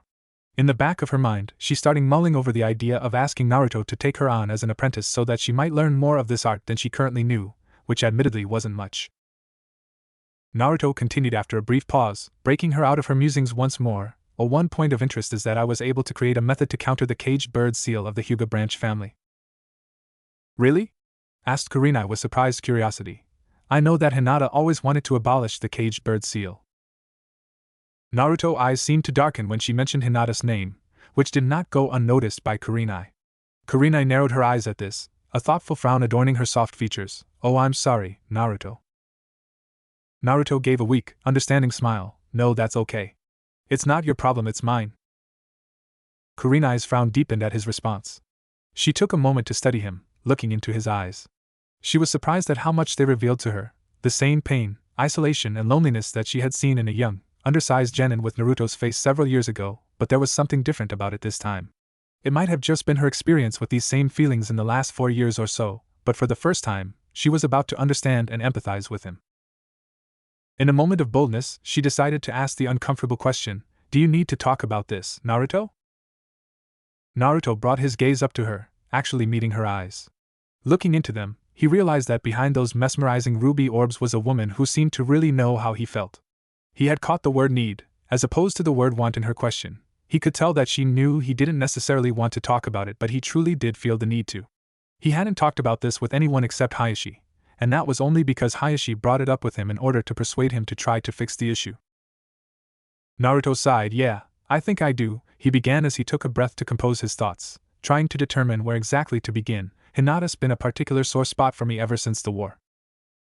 He frowned before continuing, Kurenai simply waiting quietly for him to continue at his own pace, giving him her undivided attention. He finished collecting his thoughts and proceeded, I just can't help but wonder how someone so warm and caring could become as cold and as heartless as she has. When we started our relationship, even though we were in a war zone where anything could happen, we were happy at first. As she started to change, it had hurt me so much I was watching it happen, and I couldn't do anything to stop it, and Kami only knows I tried. I know she wasn't well respected in camp, even Hayashi and Hanabi didn't treat her with any respect as a comrade, and it had finally just got to be too much for her, you know? Kurenai nodded, her face having saddened at the question. Like Naruto, she had also tried to turn her from that path, ironically pointing to Naruto as the example to follow. Hinata, however, for the first time, when looking at Naruto, instead of being inspired, lost faith, believing that she would never have his strength. She had finally been overwhelmed and broken by the coldness and seeming hatred directed at her from her supposed comrades in the camp, as well as from her own family. What entered her heart afterwards was frightening, and became the cause of nightmares for many. Naruto continued, I tried to encourage her, let her know that I was there for her. It was like like she just decided to allow herself a little taste of hatred, and when she did, it was like she just enjoyed the feeling, she just seemed to exult in it, and she even became proud of it after a while. It was almost like watching Sasuke all over again. It's actually what caused our relationship to end, and she just got worse from there. Kurenai, knowing exactly what Naruto was talking about, took a moment to interrupt his thoughts. You know, I saw the same thing you did. I loved her like a daughter. The truth is that I still do, but her growing coldness and hatred just made having any kind of loving and positive relationship with her impossible. She and I don't talk anymore, either, for the very same reason, and I was so angry with her after I heard about what she did to Hanabi. Naruto closed his eyes and nodded sadly, remembering the first time Konohamaru brought his new fiancée over to his home in the wheelchair that she had to spend most of her time confined to. It was Konohamaru who had told him that Hanabi had suffered her injuries at Hinata's hands. Hanabi could not walk now without the assistance of either a walker or someone she could lean against for support, and even then, she could only do it for short periods of time before vertigo and dizziness would get the better of her. She could no longer mold chakra properly without severe pain, she would never be able to fight again, and these injuries were untreatable. The damage had been too extensive to repair completely. She was little more than a cripple, now, and it was painful to see. While Naruto's thoughts were occupied with Hinata's journey into darkness, Kurenai thought back once more to the times where she had tried to steer Hinata back to who she was, and the one point that seemed to stand out more than any other in her mind was Naruto's example. This brought her thoughts to the times that she had watched the tall blonde whose company she was now enjoying. She remembered watching his fight with Kiba in their first Chunin exam preliminaries, completely writing Naruto off as the loser in the fight, only to watch as, beaten, battered and bloody, he continued to stand back up, again and again and again. He just would not stay down, and in the end, he won the fight, shocking everyone there except Kakashi and, strangely enough, Asuma, now that she thought about it. Even in retrospect of his victory against Kiba, she, along with almost everyone else in the stadium at the final round a month later, had written Naruto off once more as someone who didn't stand a chance only to be proven wrong again. How many other instances could she point to? Naruto had believed in Kurenai as a sensei at a time where Kurenai couldn't even believe in herself. Naruto was able to help Kurenai's estranged student Yakumo to overcome her own inner demon. In effect, it was Naruto who brought her and her team back together, while at the same time playing an instrumental role in healing the damaged bond between Kurenai and her first apprentice. Then there was the fight against pain. She was indoors, sedated in the medical ward, having just miscarried her and Asuma's child due to being hit by falling debris, but she had heard about the fight mostly from Sakura and Hinata, and listening as the rest of the village confirmed what she had been told, Naruto had defeated an opponent who had not only never lost a battle, but whom the Hokage herself could not touch. She had seen Naruto around a few times after that, but it was always in passing. Even with his random outbursts of hyperactive joy, he never looked truly happy to her, even being worshipped as a hero, the only exception being when he and Hinata first decided to become involved with each other, and even that was short-lived as Hinata's descent into hatred and callousness began. Through it all, whether he was labeled as the village pariah, the village idiot, or the village hero, he always had the same look in his eyes, the same look he had right now, pain, isolation, loneliness, at least with regards to when he was reminded of his past. But somehow there was more. Seeing the same eyes any time she looked into a mirror in recent memory, Kurenai could see that he was still quite lonely. "Naruto?" asked Kurenai, in an effort to get his attention. Naruto abruptly came out of his reflections as he blinked and turned to her. "Yeah? Do you still talk with any of the Konoha 11, or your old senseis?" she asked, curious yet concerned. Naruto gave a wry smile and a bittersweet chuckle at her question. "It's that easy for you to see, huh?" She nodded with an apologetic grimace on her face. "Well, Shikamaru and I talk as often as we can. He's my best friend from the Konoha 11 right now, and he's actually been a phenomenal help to me since I got back from training with pervy sage." Kurenai giggled at the term of endearment that Naruto had given Jiraiya, remembering how much it used to annoy the Toad Sannin to be called that. Naruto smiled at her giggle before continuing. "Did you know that it was Kakashi who came up with the shadow clone training method?" Kurenai shook her head. "No, I didn't realize that." "Well, he came up with it specifically for me at the time. I needed to be able to take years' worth of training and condense it into days. I had learned that I was a wind type, and Kakashi was training me in how to change the nature of my chakra into wind chakra.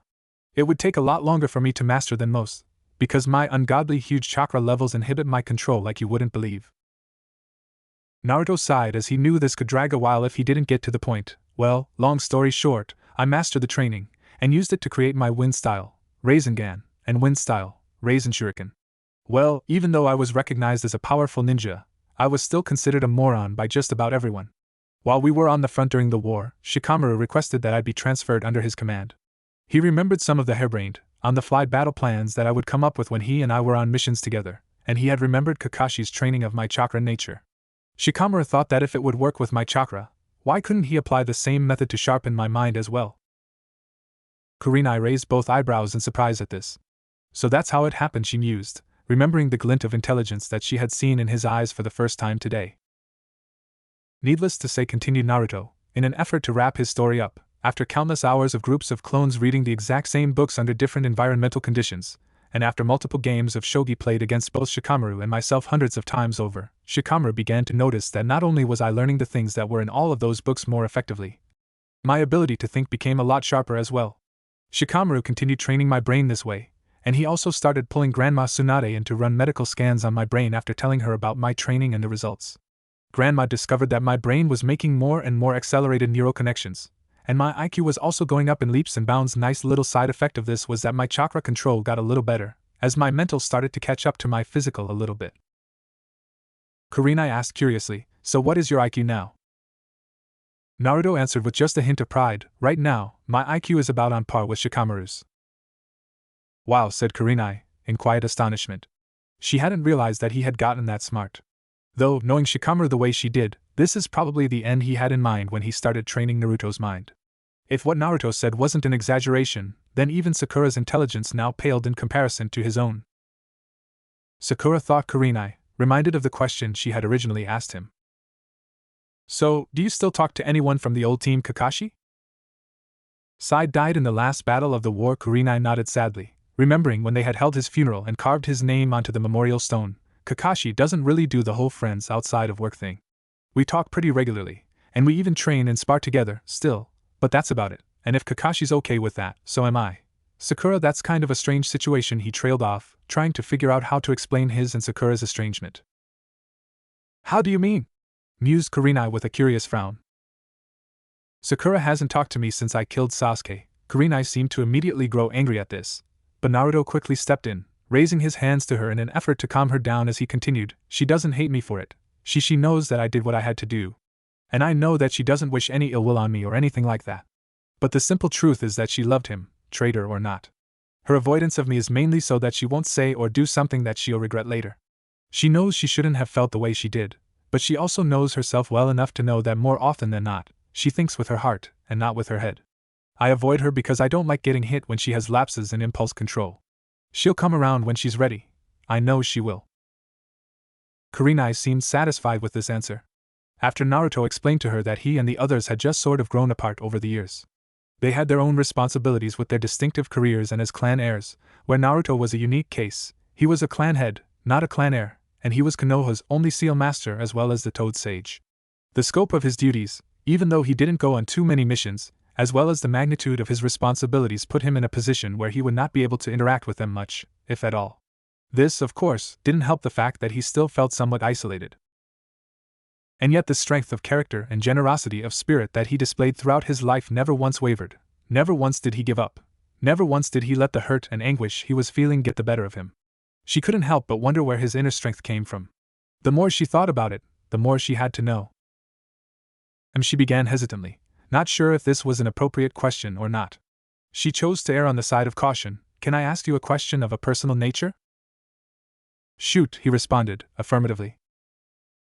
Kurenai began, "Well, I've seen people like Sasuke and Hinata surrender to either their own inner demons, or to demons that others plague them with, and I remember the times I've watched you over the years. I need to ask you." The tone of her voice became much more earnest as she asked, "How do you find the strength to keep moving forward, and becoming a better and better man, when so many others have completely collapsed having faced far less? How are you able to keep going?" Naruto adopted a thoughtful pose to this question, determining how best to answer. A smile slowly crept onto his face as he remembered her desire to hear him sing and see him perform. He looked at her with a knowing gaze as he answered, "You said you wanted me to perform for you, right?" Her eyes widened at this question as he continued, "Well, I think I know the best way to answer your question."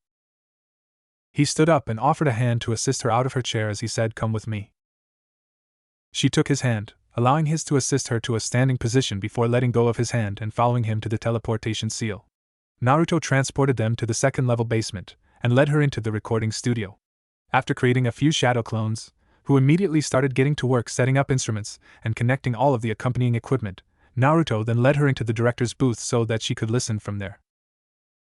Kurenai waited patiently while Naruto and his clones set up the instruments that they would be playing for the song he had in mind: 2 standard electric guitars, 1 for rhythm guitar and 1 for lead guitar, a bass guitar, a steel guitar, a keyboard programmed to sound like a grand piano, and a drum set. She found herself getting a little excited about hearing Naruto perform, believing that it would be quite an experience. Naruto spoke now, "Kurenai, I'm going to ask you to bear with me here, because nobody's ever heard me sing before. This song is called Do Something, and I heard it a couple of years ago.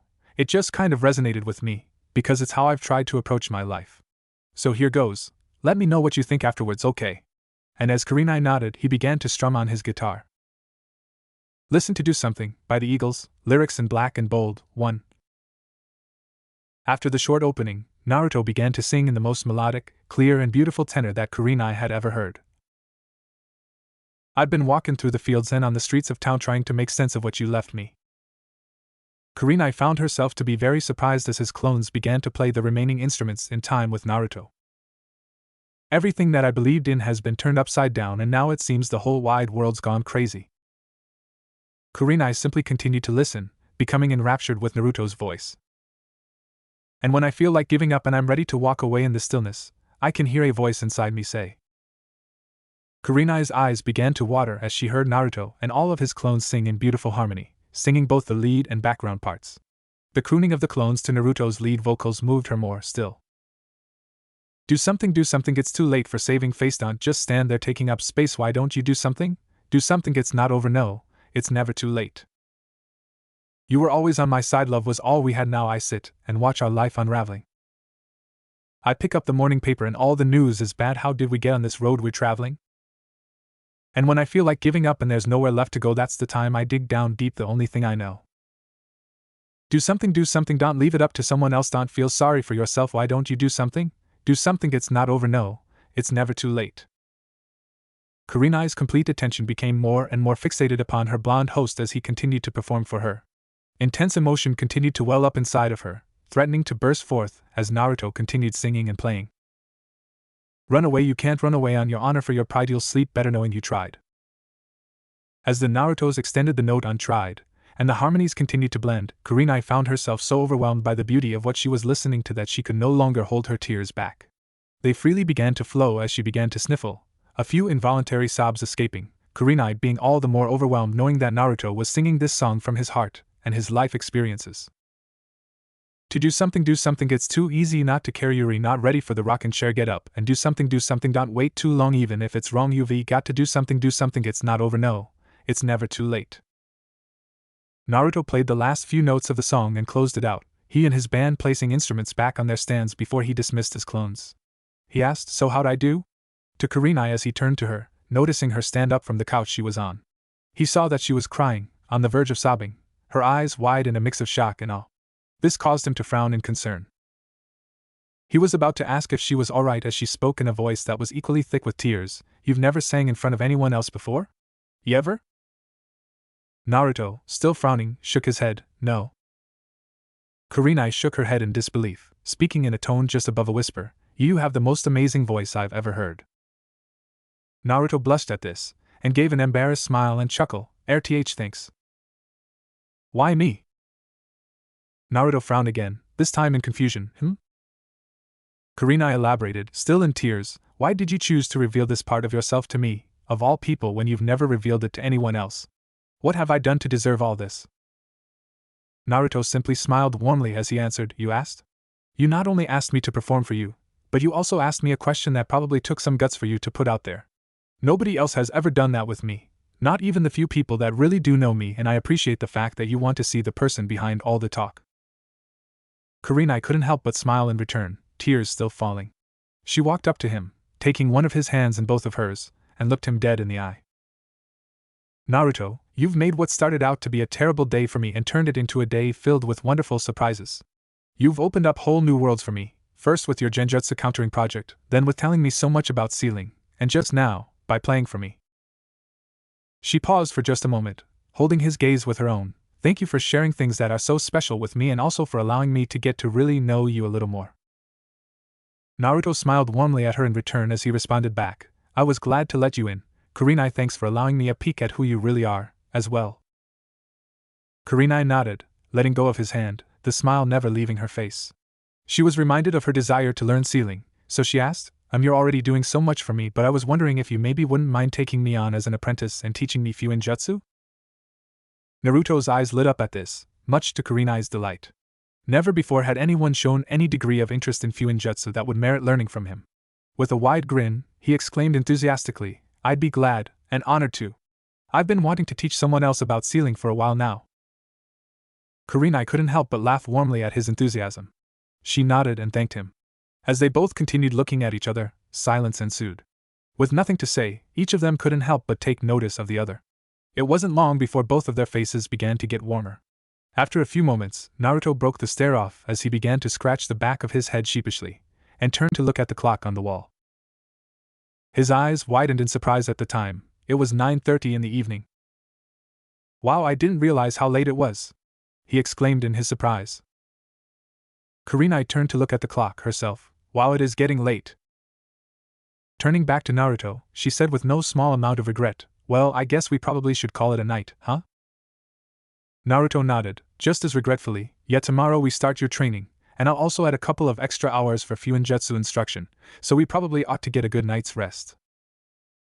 Naruto led Kurenai back to the teleportation seal, taking them back to the main level. Naruto then led Kurenai to the front door, and escorted her outside. Kurenai gasped in surprise once more as the marble walkway began to illuminate before the pair making their way to the front gate of the grounds, Naruto unsealing the gates, allowing them to open so that Kurenai could exit the property. "Ever the gentleman?" Naruto asked. "Might I escort you home?" Kurenai shook her head. "No thank you, Naruto. While I do appreciate the offer, you need rest as much as I do. So I'll just teleport myself home." Naruto nodded in understanding. "Very well, then. Good night, Kurenai. I'll see you here tomorrow morning at 8? Kurenai nodded. "I'll see you here." Kurenai walked up to Naruto and wrapped her arms around him in a warm hug. Naruto gently pulled her in as she gently squeezed him a little tighter. "Thank you, Naruto, for today." She pulled away, wishing him a good night before disappearing in a swirl of leaves. Naruto wistfully smiled as he reflected on today's turn of events. He resealed the gate and went back into the house. Noting the mess that had been left behind after dinner, he took a few moments to clean the dishes off the table and put them in his dishwasher. After he started it, he left for his bedroom, and realizing just how tired he was, he put his sleepwear on and got into his bed, falling asleep almost immediately upon hitting the pillow, his last conscious thoughts on what tomorrow would bring for both him and his new apprentice/partner. Konoha had begun to warm up a bit as mid-January rolled around. That cold spell, along with a lot of the rain that accompanied it, left a lot of people sick in bed. Enko Yumino had been one of them. Granted, since she and Irika had gotten married, she no longer went around essentially flashing everyone she came across, but she didn't exactly dress for cold weather, either. The only real difference in her dress style while on duty was that she would wear dark orange shorts that extended mid-thigh in place of the too short skirt that she used to wear, and she also wore a black halter top over her fishnets. She still wore the tan trench coat and shin guards, and kept her hair in the same pineapple-style ponytail that she had always had it in. While better at staving off the cold than her previous style of dress would have been, it certainly wasn't much better. Of course, being a stubborn one, she would not be told, by Irika or anyone else, that she should cover up to keep herself warm. When that flu bug hit her, she spent every moment in bed wishing she had heeded her husband. But that was in the past, and she had happier things to occupy her thoughts with right now. Enko had been pleasantly surprised when her best friend Kurenai invited her to lunch a couple of days ago. It had been so long since the two of them had really spent quality time together or talked about anything significant that Enko sometimes felt that the two of them were drifting apart, and that had bothered her. So, when Kurenai invited her to her favorite restaurant for lunch and girl time, she happily accepted. Enko was currently sitting at her personal table in her culinary haven, the Dango Pit, waiting for Kurenai to show up. She didn't have to wait for long as Kurenai walked in. She was wearing the same smile she had on when she first caught up with Enko and invited her to lunch. The fact that Kurenai was smiling at all these days struck Enko as a bit out of the ordinary, but to see her wearing it now as well? She was curious as to what would make Kurenai this happy when for the last 4 years or so, happiness had been nothing more than an abstract idea to the woman. Kurenai looked straight at Enko and waved to her, heading over to join her at the table that the two always ate at when they came here. "Well, you've certainly been a lot more chipper lately. What's going on?" asked Enko with a curious smirk as Kurenai sat down. "Quite a lot actually," started Kurenai. "I've been participating in a major project and I've been getting additional training." A sparkle of intriguing mirth could be seen in Kurenai's vermilion orbs as she added, "I've also been given an apprenticeship." "Really?" asked Enko, now even more intrigued. "Come on, don't keep me in suspense here. Tell me about it all. What brought all this on?" Kurenai began to recall the tale. "Well, it started last week. You know what I always do on that day." Enko nodded and narrowed her eyes, focusing on Kurenai as she told her story. Kurenai continued, "Well, everything started pretty much the same way as it did during the previous 3 years. This time, though, luck would have it that it rained rather hard that day, and it was also one of the colder days of this cold spell that we just got out of. I was wearing pretty much what you see me in now. Kurenai brought her hands up and moved them over herself to indicate the bandage dress that she was currently wearing before proceeding, and I felt that if I were to go home to get some rain gear, that I just wouldn't be able to get back out there, so I decided to take my chances. It started raining after I was at the cemetery, and I was there for a good solid hour or more.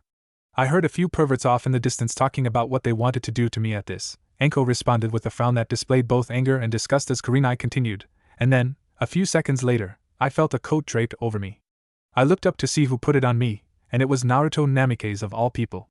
It was his sage cloak. Kurenai's eyes almost seemed to gloss over as she began to recall the rest of the story. Looking back, I'm not sure what it was, but when he just gave me a sad smile, I don't know, it was like she paused, trying to find the right words. It was like I could tell that he somehow understood me at that moment. As I looked at him, it was like the dam just broke, and I just started letting everything I was feeling out right into his shirt, she added with a chuckle as Anko just smiled in an amused fashion and nodded, waiting for her to continue. She did. Well, after that, he activated a seal in his cloak that dried me off and got me warm, and then he left me alone so I could finish visiting Asuma. When I got up to leave, he was waiting for me at the gate. It was still raining, so he wouldn't let me give his cloak back to him. Anko smiled knowingly as Kurenai had told her this. Leave it to my little bro to do something like that for a person in pain. He always does seem to know how to help. Kurenai continued once again. Well, after that, we just started talking, and we went to Ichiraku's for some lunch. We both got to know each other, you know. I learned so much about him that I didn't know, and I was shown that some things about him that I thought I knew were completely wrong, but anyway, we just talked, and he told me about a project he was working on that he was actually going to find me to ask for input on, anyway. So he invited me into his home. He invited you into his home? Interrupted Anko, slamming her hands down on the table and leaning forward, openly showing her surprise at this turn of events. Kurenai instinctively leaned backwards wide-eyed, not expecting such a reaction from Anko. Backing off the table in her hands, Anko continued. Kurenai, do you have any idea just how many people have been invited inside that house? Kurenai, not having moved from her position nor changed her facial expression, shook her head in the negative.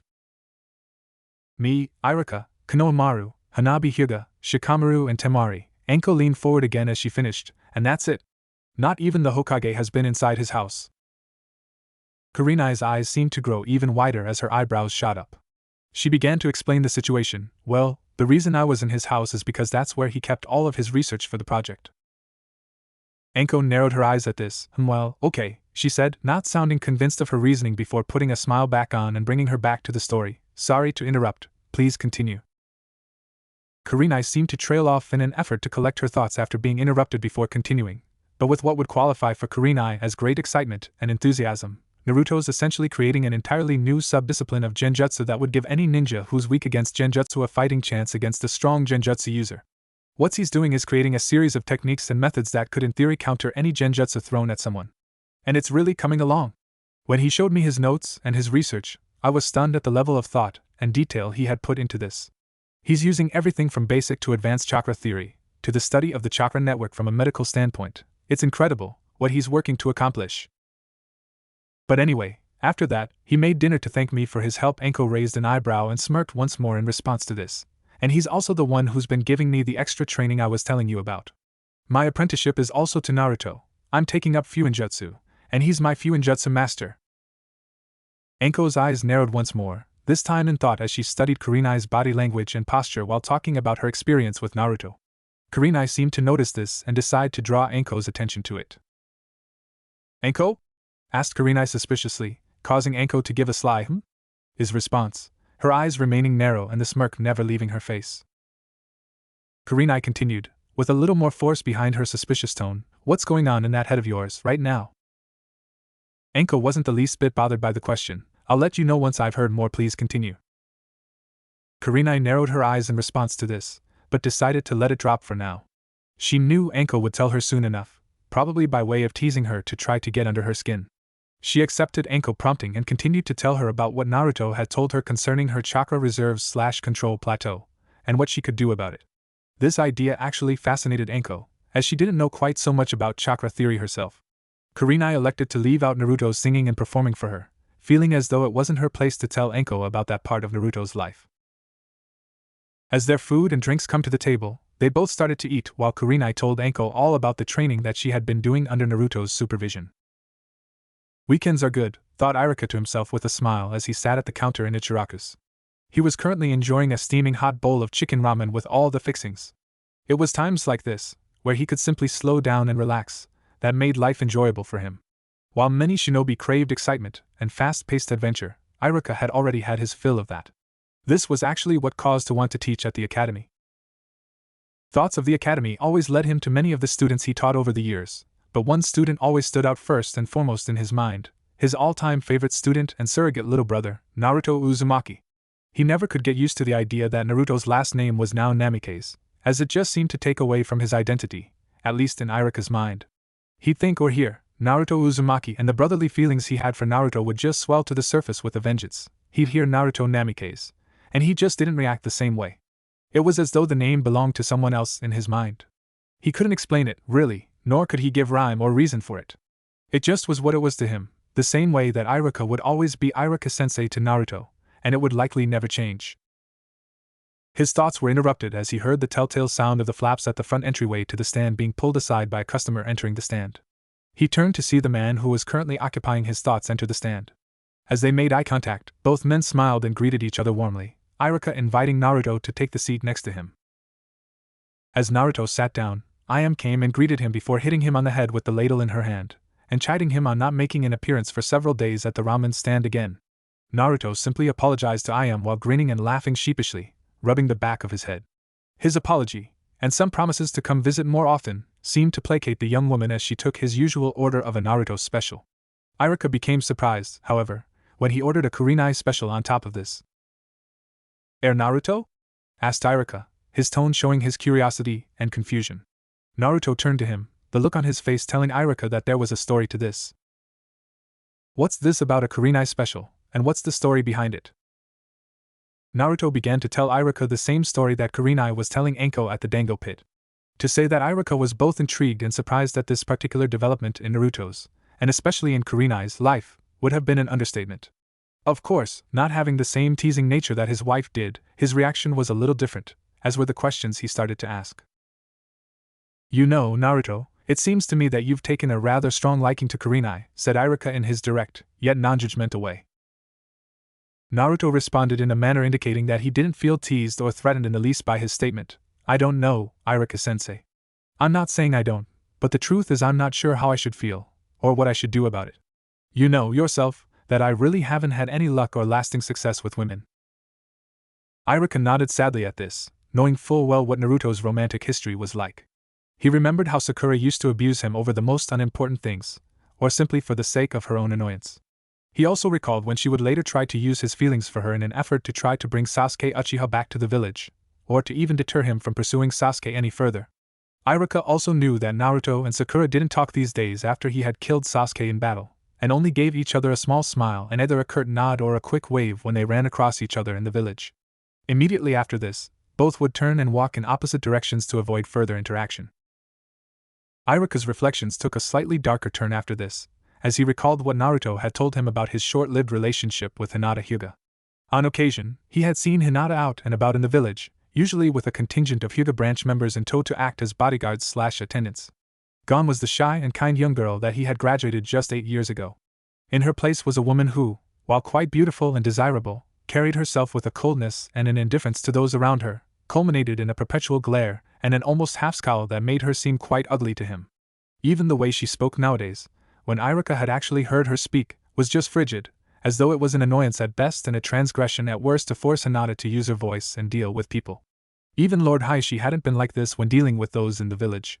He had been rather arrogant and aloof, for certain, but he wasn't heartless the way Hinata had seemed to become. Irika finally responded to Naruto's comment, "Yeah, I do know what you mean, Naruto." Irika adopted a firm expression that Naruto often saw on his face when in his classroom, the expression that Irika adopted when he wanted Naruto to pay particularly close attention to him. Seeing that Irika had Naruto's attention, he continued, "But I also don't think that you should let that stop you from pursuing something, or someone, that could potentially be very good for you." "Easier said than done, sensei," responded Naruto with seeming indifference. "I know," said Irika, who did know what Naruto was saying. Irika continued, "Naruto, you trust me, right?" To which he received an apprehensive nod from the tall blonde, as this question usually preceded a topic of discussion that could be rather uncomfortable for him. Naruto was proved right in his assumption as Iruka followed with, "Then I want you to tell me something. What exactly is keeping you from exploring this? And I want to hear it all, not just the pat answer." Naruto, having been about to give him the pat answer, closed his mouth and collected his thoughts. When he was done, he simply stared down toward the counter and answered Iruka, "I guess a lot of things. My fear of what might happen in light of my own history with women is a small part of it, but there's more to it than that. I mean, this is Karina Yuhi we're talking about here. And while I know now that she's not the ice queen that she's been made out to be, she's 14 years older than me. I might as well be a kid to her. And on top of that, I don't want to do anything that will make her feel uncomfortable or uneasy with me. I mean, I know how to behave like a gentleman, and I try very hard to be one, but at the same time, I've never been in a relationship that's lasted for any significant length of time. I wouldn't know how to be a good partner to anyone. But there's also the fact that she's suffered through her own pain as well, and I certainly don't want to add to that, inadvertently or otherwise." Naruto turned his attention back to Iruka. "I guess it all boils down to the fact that I feel that I don't have anything to offer her that she would need. What would someone like her see in someone like me, you know?" Iruka had adopted a knowing smirk that only grew as Naruto had explained his reasoning. He had to have picked that up from Enko, he thought to himself. Iruka then answered, in an amused and knowing tone, "That's what you're worried about. You don't feel like you have anything to offer her?" Naruto nodded in a somewhat helpless fashion. Iruka continued, "Okay, where to begin? Here's what you have to offer a woman like Kurenai." He began to tally using his fingers as he listed the things that Naruto did in fact have to offer: a stable home, a steady career and income, real friendship without any ulterior motive, genuine companionship, the potential to build a family, a man who can protect her or her loved ones from just about any threat out there, and from what you're telling me, someone who has the ability to make her laugh or smile almost on command. If these things aren't good enough for a woman, then frankly she doesn't deserve you." "He's right, Naruto," came the voice of Tsuchi who, with I am, had started listening with interest to the two, "and from what I saw when the two of you were last in here, I don't think that a potential future with her is really that far-fetched." I am added, "That's true, Naruto. I think you might have a very good thing within reach. And even if things don't necessarily go the way you'd like, at least you went for it, and I think with the kind of person Kurenai seems to be, you wouldn't be any worse off for trying." Naruto still seemed to be a bit uneasy at the possibility of pursuing anything further at this point. Sensing his unease the way only a woman could, I am added, "Naruto, nobody's saying you have to jump into the deep end head first. If you're that nervous, just be friends with her for now, and pay a little attention to the signals she sends. If you don't know how to interpret them, you can come to me, and I can tell you what they mean, okay?"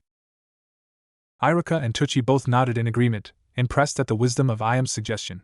This also seemed to ease Naruto quite a bit as well, as he visibly relaxed at Iam's advice and her offer to help him navigate through the waters of female subtlety that most men often found very treacherous. Naruto smiled and nodded in gratitude to the three of them. "Thanks, guys. I really appreciate the advice, and I think I'll do what you suggested, Iam." Iam smiled warmly and nodded, "That's what your real friends are here for, buddy." Tsuchi and Iam both took their leave of the pair to go take some other orders and also to prepare Iruka's and Naruto's own meals for them. As they waited, Iruka continued in an effort to keep making conversation, "So, tell me about Kurenai's apprenticeship and about the training you two have been doing." Naruto's eyes lit up at this, as he began to recount the past week of training and work that he and Kurenai had been doing. Naruto, or more accurately, Naruto's shadow clone, was making his way to Grandma Tsunade's office to give his creator's report and make his request. He had just left his boss as the original Naruto had gone into a Crocus to grab some lunch. He thought he heard Iruka's voice come from the stand, and as much as he would have liked to say hi to Iruka-sensei himself, he was created at his boss's leisure for his boss's purposes. Sometimes being a shadow clone really sucked. "Yeah, I hope you enjoy your time slacking off while making me do all your dirty work, you jerk," he thought bitterly, as he made his way to talk to the Hokage. As he walked down the road, the villagers all smiled and waved to him as they normally did. He, in turn, greeted them back as he continued on his way. For some reason, a leisurely stroll to the Hokage's office just felt kind of nice right now. It had nothing to do with the fact that he would have to dispel the moment he was finished with his business in Tsunade's office. Not at all. He thankfully only crossed paths with two fangirls on his way to the Hokage Tower, politely turning both away, and continuing forward. Well, it could certainly have been worse. He thought as he remembered the occasional stampede of fangirls that he used to have to outrun, and even flash away from on occasion. Granted, he didn't have to deal with stampedes anymore, but the occasional fangirl, or group of fangirls, was still a major pain in his backside. He had finally arrived at the Hokage Tower and began to make his way up the winding staircase to the level where Tsunade's office was located. As he entered the reception area, he saw Shizen at her station happily, a little too happily in his opinion, preparing several 3-foot-high piles of paperwork for Tsunade to read through and complete. "Shizen, I really hope those aren't for me," said Naruto, already beginning to feel that there were certain things about being Hokage that he would find very distasteful. Shizen looked up and smiled at seeing her current visitor. "Oh hey, Naruto. No, don't worry. These require Tsunade's signature directly. You have nothing to worry about, at least not from any of these piles." "Good to know," he replied, knowing that Tsunade would use training for the office of Hokage as a convenient excuse to slough some of her paperwork onto Naruto. While it was good training for him, she had a tendency to make him do more than he should have had to at this point. Although, it was this little problem that helped Naruto to find the perfect solution: send a shadow clone to Tsunade's office on the days where he was being trained for Hokage duties. This gave him an even more brilliant flash of inspiration.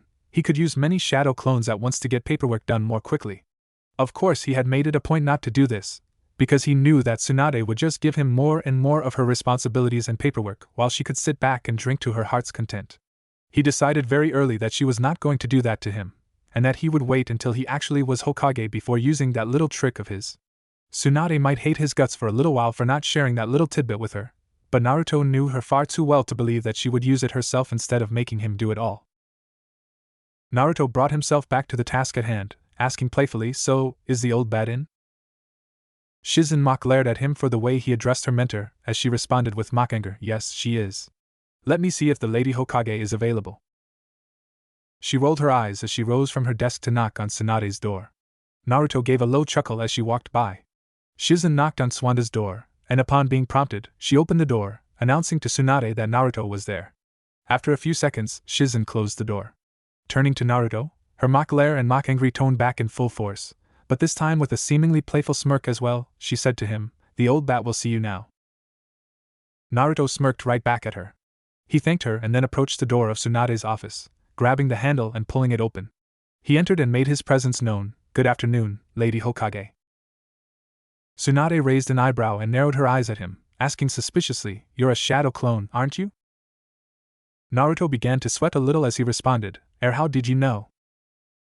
"You didn't make any jabs at my age, or make any comments that might cause me to attack you. I would therefore draw the conclusion that you don't want me to do anything that would cause you to dispel." Naruto sighed in resignation. "Okay, you got me. I'm a clone." Tsunade gave a satisfied smirk, as though she just pulled one over on Naruto, even if only in her own mind, before continuing, "Now that that's settled, why exactly are you here on Naruto's day off?" Naruto adopted an all-business posture before answering this question, for 2 reasons. 1. To inform you of a couple of projects I've taken up, and a few ninjutsu apprentice that I've recently taken on, and 2. To commission an extended A-rank mission for Kurenai Yuhi's services. If she had been satisfied before at having gotten 1 over on Naruto, she was now floored and feeling as though Naruto had just gotten 5 over on her. Schooling her features as best she could, she posed the question, "Why exactly are you commissioning an A-rank mission as a client? And why Kurenai specifically?" Naruto answered her in his all-business tone, "That will be made clear as I tell you about the other reason I'm here." Naruto then proceeded to tell her of his training and work with Kurenai over the past week. The day following Kurenai's encounter with Naruto in Konoha Cemetery, Kurenai was at the cast iron gate that allowed entry into the Namake's estate at 8 a.m. sharp, just as they had arranged so that they could have some breakfast and begin training. As soon as she walked up, the gate opened itself, revealing Naruto in front of her. "Good morning," he greeted her cheerfully. "Good morning," she greeted in response with a smile of her own as she entered the estate. Naruto led her to the house so that they could have breakfast. He led her to the dining room where he served her a typical shinobi breakfast of rice, fish and roasted pork, with water, fruit juice and green tea. Having already assembled his own plate, he took the place next to her, and both of them began eating. As they ate, Naruto began his lessons to Kurenai so as to make the best use of time. "Okay," he began, his voice taking on a rather Iruka-like character as he entered teacher mode. "While we get ready for today's training, I want to go a little more into chakra theory and application as far as it applies to how I'm going to train you." With a frown of concentration on her face indicating that she was paying close attention to what he was saying, she nodded in understanding as he continued, "You already have a very good grasp on what chakra is, and how it can be universally applied, honed and fine-tuned, so we'll skip all that. What I do want to cover, though, is the importance of training chakra reserves and control through as many methods as possible, and in all of the ninja arts we use, not just the arts that we specialize in. Kurenai nodded again, her frown deepening as she remembered her mistake in only focusing on genjutsu. Naruto seemed to catch this, however, and began to reassure her, "You're not the first person to make that mistake, and you're not the only one in the village who is, right now. Kakashi, for example, tends to focus too much on chakra control for ninjutsu training only, and has very little if any chakra control training aimed at genjutsu or taijutsu. Guy tends to concentrate on taijutsu, to an even greater degree than Kakashi focuses on his ninjutsu chakra training, leading him to have very little control over ninjutsu and genjutsu except for that god-awful Sunset Cliffs genjutsu." Naruto added the last bit with a subdued voice and a shudder, causing Kurenai to giggle softly. Naruto smiled as he continued, "One thing you'll notice about Grandma Tsunade is that she focuses her chakra control in two specific disciplines, medical ninjutsu and taijutsu, which is the main reason why her control is as fine-tuned as it is, though I think her Senju blood probably has something to do with that as well, as her control over her naturally higher reserves is something of a talent she possesses. Sakura, for example, has naturally perfect chakra control, but her reserves have always been rather low. She can control her chakra better than Tsunade can, but she can't do anywhere near as many jutsu, and certainly not to the degree of power that Tsunade can, without running out of chakra rather quickly. The Hyuga clan are another example of refined chakra control concentrated only on taijutsu, control made better as they individually train their Byakugan. So, as you can see, more shinobi than not tend to make the mistake of not diversifying the areas and methods in which they control their chakra pools, essentially lopsiding themselves and creating ceilings that they can't seem to get past, without actually discovering why. Of course, I only realized this as you were telling me about your problem yesterday, and I found myself thinking about what I knew about other great shinobi that I knew. Back on topic though, we're taught that chakra is divided into two parts, physical and spiritual. Physical is linked to the body, spiritual is linked to the mind and soul. Kurenai nodded once more, showing Naruto that he hadn't lost her. Naruto continued, "This paradigm is oversimplified to the point where it gives an inaccurate understanding that doesn't hold water when applying more advanced methods of chakra training. It's true that these are the two sources that a person draws from when molding chakra, but..." Naruto paused for a moment to once again make sure that he had Kurenai's undivided attention. Kurenai, sensing the importance of what he was about to say, nodded for him to continue, making sure to note what he said. Naruto continued upon seeing this. There is a lot more to advanced chakra training than simply molding physical and spiritual energies into the appropriate quantities, as I shall now list the concepts that I've observed are important. 1. The speed and volume at which we can make our chakra flow through our chakra networks. 2. The tenketsu points and how our chakra can flow through them, or be released through them to create different effects. 3. The innate feel of our own chakra signatures, and how they feel different from other chakra signatures. 4. And this one is primarily geared towards ninjutsu, but it can be applied to the other ninja arts as well. The nature and shape of the chakra that we wish to mold after we've mixed the two base energies together in the appropriate quantities, and the different effects that this has, both in how the shape and nature of the chakra behave, and in how effective they are when performing specific jutsu. These are the things I've managed to observe so far, but I'm sure that's only the tip of the iceberg. Kurenai just sat there in rapt attention, fascinated by his exposition on chakra theory. Seeing that he was done for now, she decided to venture a question: "How exactly did you discover all of this?" Naruto smiled, pleased at her interest in learning more about this subject, as he answered, "Well, a lot of it was just from instances where I can remember people explaining certain jutsu to me. Remember when Niji and I fought in our first Chunin exam finals?" Kurenai nodded in response, recalling the event. Naruto continued, "Well, during the course of that fight, he explained to me how his 8 trigrams rotation technique worked. He basically releases equal amounts of chakra through all 361 of his tenketsu points simultaneously. Only the Byakugan allows for the degree of concentration required to be able to do this. The degree of chakra control that Niji possesses that's geared towards the gentle fist is probably on par with the chakra control that you have towards genjutsu, and yet Niji has no genjutsu to really speak of in his arsenal, another example of lopsided chakra control. Another case in point, Kakashi. His chakra control over ninjutsu is almost unparalleled in the ninja world, and it's probably outstripped only by mine. Again, going back specifically to changes in chakra shape and changes in chakra nature, these are the building blocks to all advanced and specialized ninjutsu. Even if he can't do them all himself, Kakashi knows how to train all of the basic changes in chakra nature: fire, water, earth, lightning, and wind. It was Kakashi who trained me in wind chakra manipulation, even though I've never seen the man use a single wind-style jutsu. Greater and greater levels of understanding flashed in Kurenai's eyes as she continued to listen to Naruto's lecture. Thinking about it now, in light of what Naruto had just said to her, she could think of countless numbers of examples where these ideas proved themselves true. Naruto noticed her understanding, and the excitement that her newfound understanding seemed to bring her. He began to feel rather satisfied with himself, both with his knowledge of this subject, and with his teaching style. Naruto, wanting to make sure that she understood, asked her, "So do you have any more questions about what we've just gone over?" She shook her head in the negative. "Actually, no. I think you covered it pretty well." "Good," said Naruto with a smile before continuing, "but now, knowing all of this, let's talk some about how we'll start applying it all." Kurenai nodded with a smile and an excited gleam in her eye, her interest having been awakened by Naruto. Fascinated by just how technical the more advanced theories of chakra training were, she couldn't wait to apply it all and see just how all of it worked. Of course, now that she'd had a chance to rest and reflect on everything that happened yesterday, she was able to conduct herself and present her emotions in a more subdued and less ostentatious way, like she was more inclined to do. Since she had woken up this morning and thought about it, she was rather surprised at herself that she had acted in such an out-of-character way yesterday. She could only attribute it to all of the surprises that she had been presented with, on a day where she would be more emotional than usual. Thoughts of Asuma came back to her as she reflected on yesterday's events, but surprisingly, they didn't affect her as strongly as she thought they would, nor did they cause her to feel sadness or grief. This both confused and scared her a little bit, but she decided to set this aside for now and ponder it later. She brought herself back to the present, with Naruto being none the wiser as to her momentary lapse into nostalgia. After the two of them had finally finished breakfast, Naruto cleaned up the places before he continued his explanation once more. "Now, after giving this a little more thought, I've made a few changes to our training schedule. We're going to start by training your body and your taijutsu. While we're doing this, we're not only going to make your body stronger, quicker and faster, we're also going to be adding chakra in different ways to increase speed, power, and even precision. We'll focus on that for now so as not to spread you too thin and to avoid doing too much at once. I'll also begin your Fuinjutsu education today after lunch.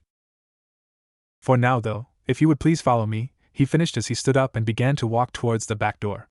Kurenai got up and followed him as he opened the door, both of them stepping out into the rear grounds towards the training dojo. Kurenai was astounded when she walked inside the dojo. There were seals of many different patterns and shapes along the walls and ceiling, all of them glowing, indicating that they were currently active. She could only guess as to what their functions were, so she continued to look around. All around the room were wooden training dummies, posts and targets, as well as various different accessories all around the room, high-quality chakra weight devices, bracelets, ankle braces, and even belts to add weight to a person's center of gravity, kettlebells of various degrees of weight, chakra-enhanced wrist grips in order to enhance grip and grappling strength, as well as pull-up bars, floor mats, weighted balls and other devices for core and abdominal training, and even ropes that hung from the ceiling. Kurenai raised an eyebrow at this. Naruto, noticing her confusion, looked at where she was staring, and began to explain, "These ropes are frictionless. They're used to enhance chakra control while enhancing muscular control and strength at the same time. Come here, I'll show you," and with that, he gestured to her to follow him and take a closer look at the ropes. When she did, she was close enough to see what appeared to be tiny seals etched into the fibers of the rope. Naruto pointed them out to her and explained them. "You see two different patterns here. This first array," he pointed to one of the patterns on the rope, "helps to preserve the integrity of the fibers of the rope, because the seals themselves would flay as the fibers of the rope do. They stop that from happening. This array, here," he pointed to another pattern, "is what takes friction away from the rope. See?" He finished as he rubbed his hand up and down the surface of the rope, no sound being made, and no traction on his hand, demonstrating the effectiveness of the seal. Kurenai tested it herself, raising her eyebrows as her hand ran smoothly across the surface of the rope, almost as though there was nothing in her hand. Naruto brought her attention back to himself. "You'll learn to make seal arrays like these later, but you'll be using these ropes as part of your physical training. I'll demonstrate them later. Now come on, I want to assess your physical capabilities," he finished, gesturing for her to once again follow him, while he went to one corner of the room and grabbed some gear that looked to be a different color and shape than the rest of the gear in there. Kurenai followed on his heels while he did this, stopping when he stopped. After Naruto had collected the gear he needed, they turned around and asked her to put the gear on, a pair of bracelets, a pair of anklets, and what seemed to be some kind of padded loose-fit halter top that she could easily slip on and off. Naruto explained that the purpose of these devices was to indicate the optimal level of weight someone should wear when training their body in order to both maximize the effectiveness of the workout yet keep them free from injury at the same time. He instructed her to channel a steady stream of chakra into the devices. She did so, noticing that they were all getting heavier.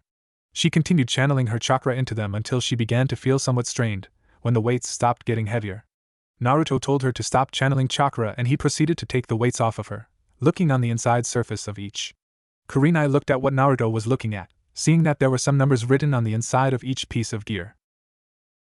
Naruto informed her that the numbers were the ideal amounts of weight that she should wear on each appendage while performing physical training. Her ideal weights were reading as 45 pounds on her left wrist, 55 pounds on her right wrist, 80 pounds on her left ankle and 85 pounds on her right ankle. He had also informed her that she would start with the lower number on both wrists and both ankles, so that they could even themselves out, thus giving her body perfect balance.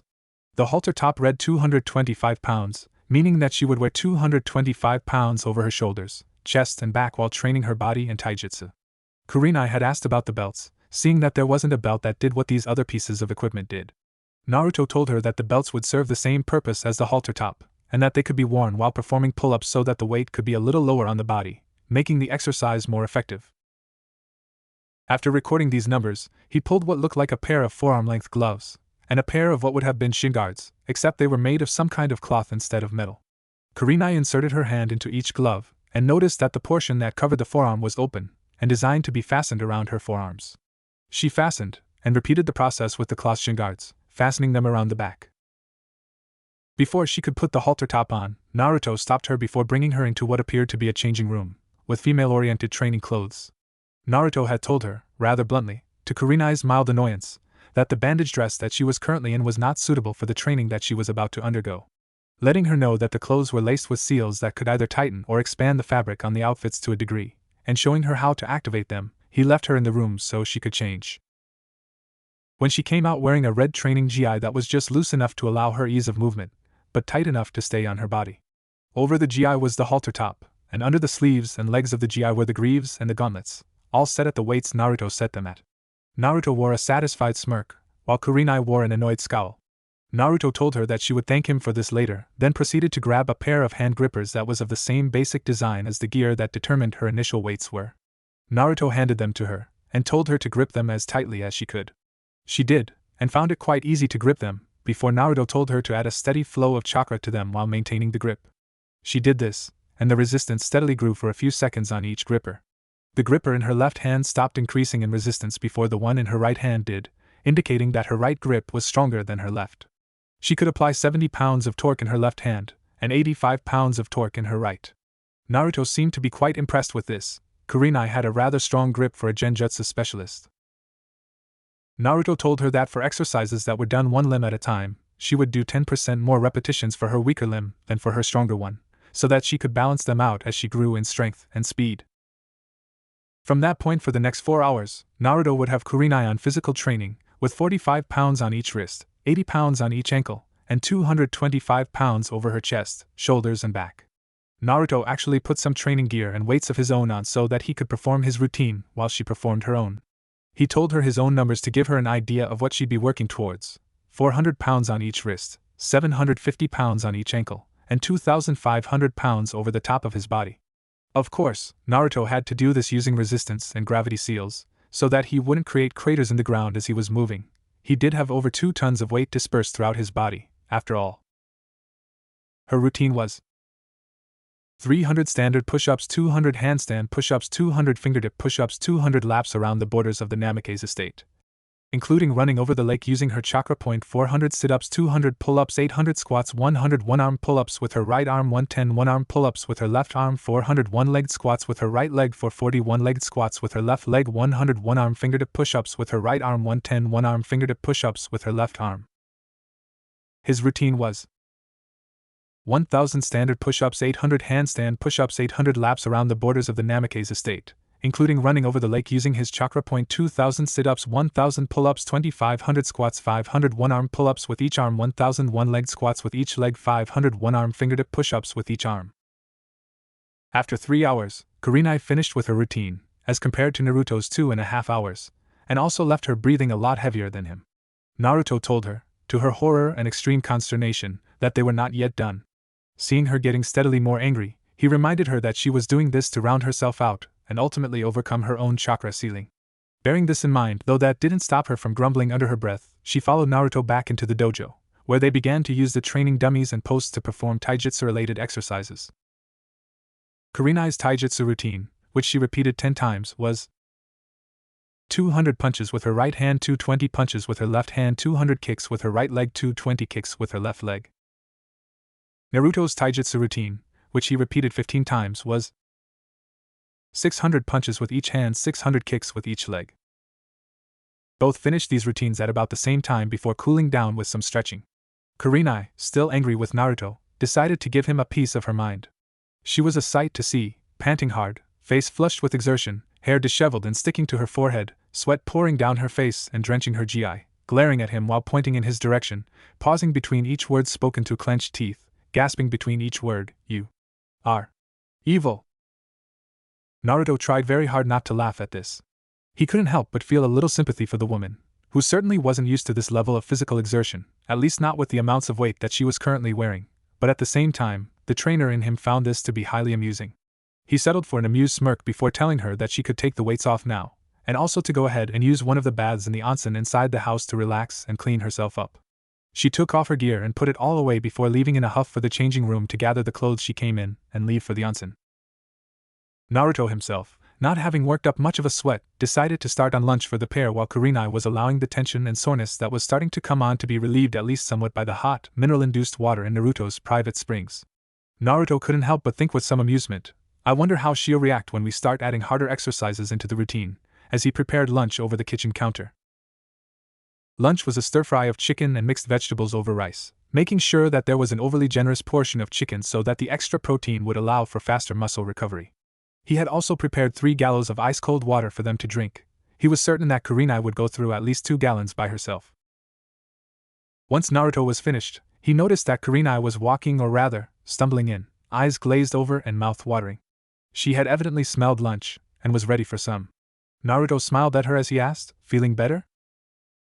Kurenai scowled at him once more as she sat down at the dining room table, but this time there was a mildly playful quality to it.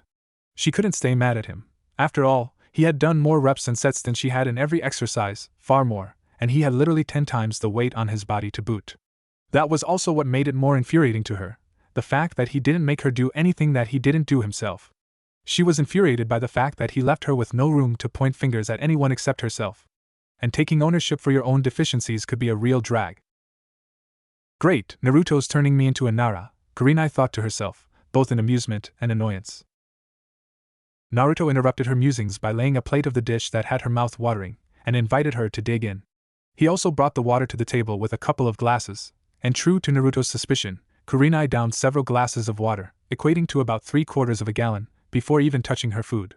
She didn't waste time eating either, but she did notice, with some frustration, that she had a harder time gripping her chopsticks than usual. Her forearms were tired and sore. Naruto, seeing her frustration, asked with a chuckle while pointing to her chopsticks, "Would you like me to help you, there?"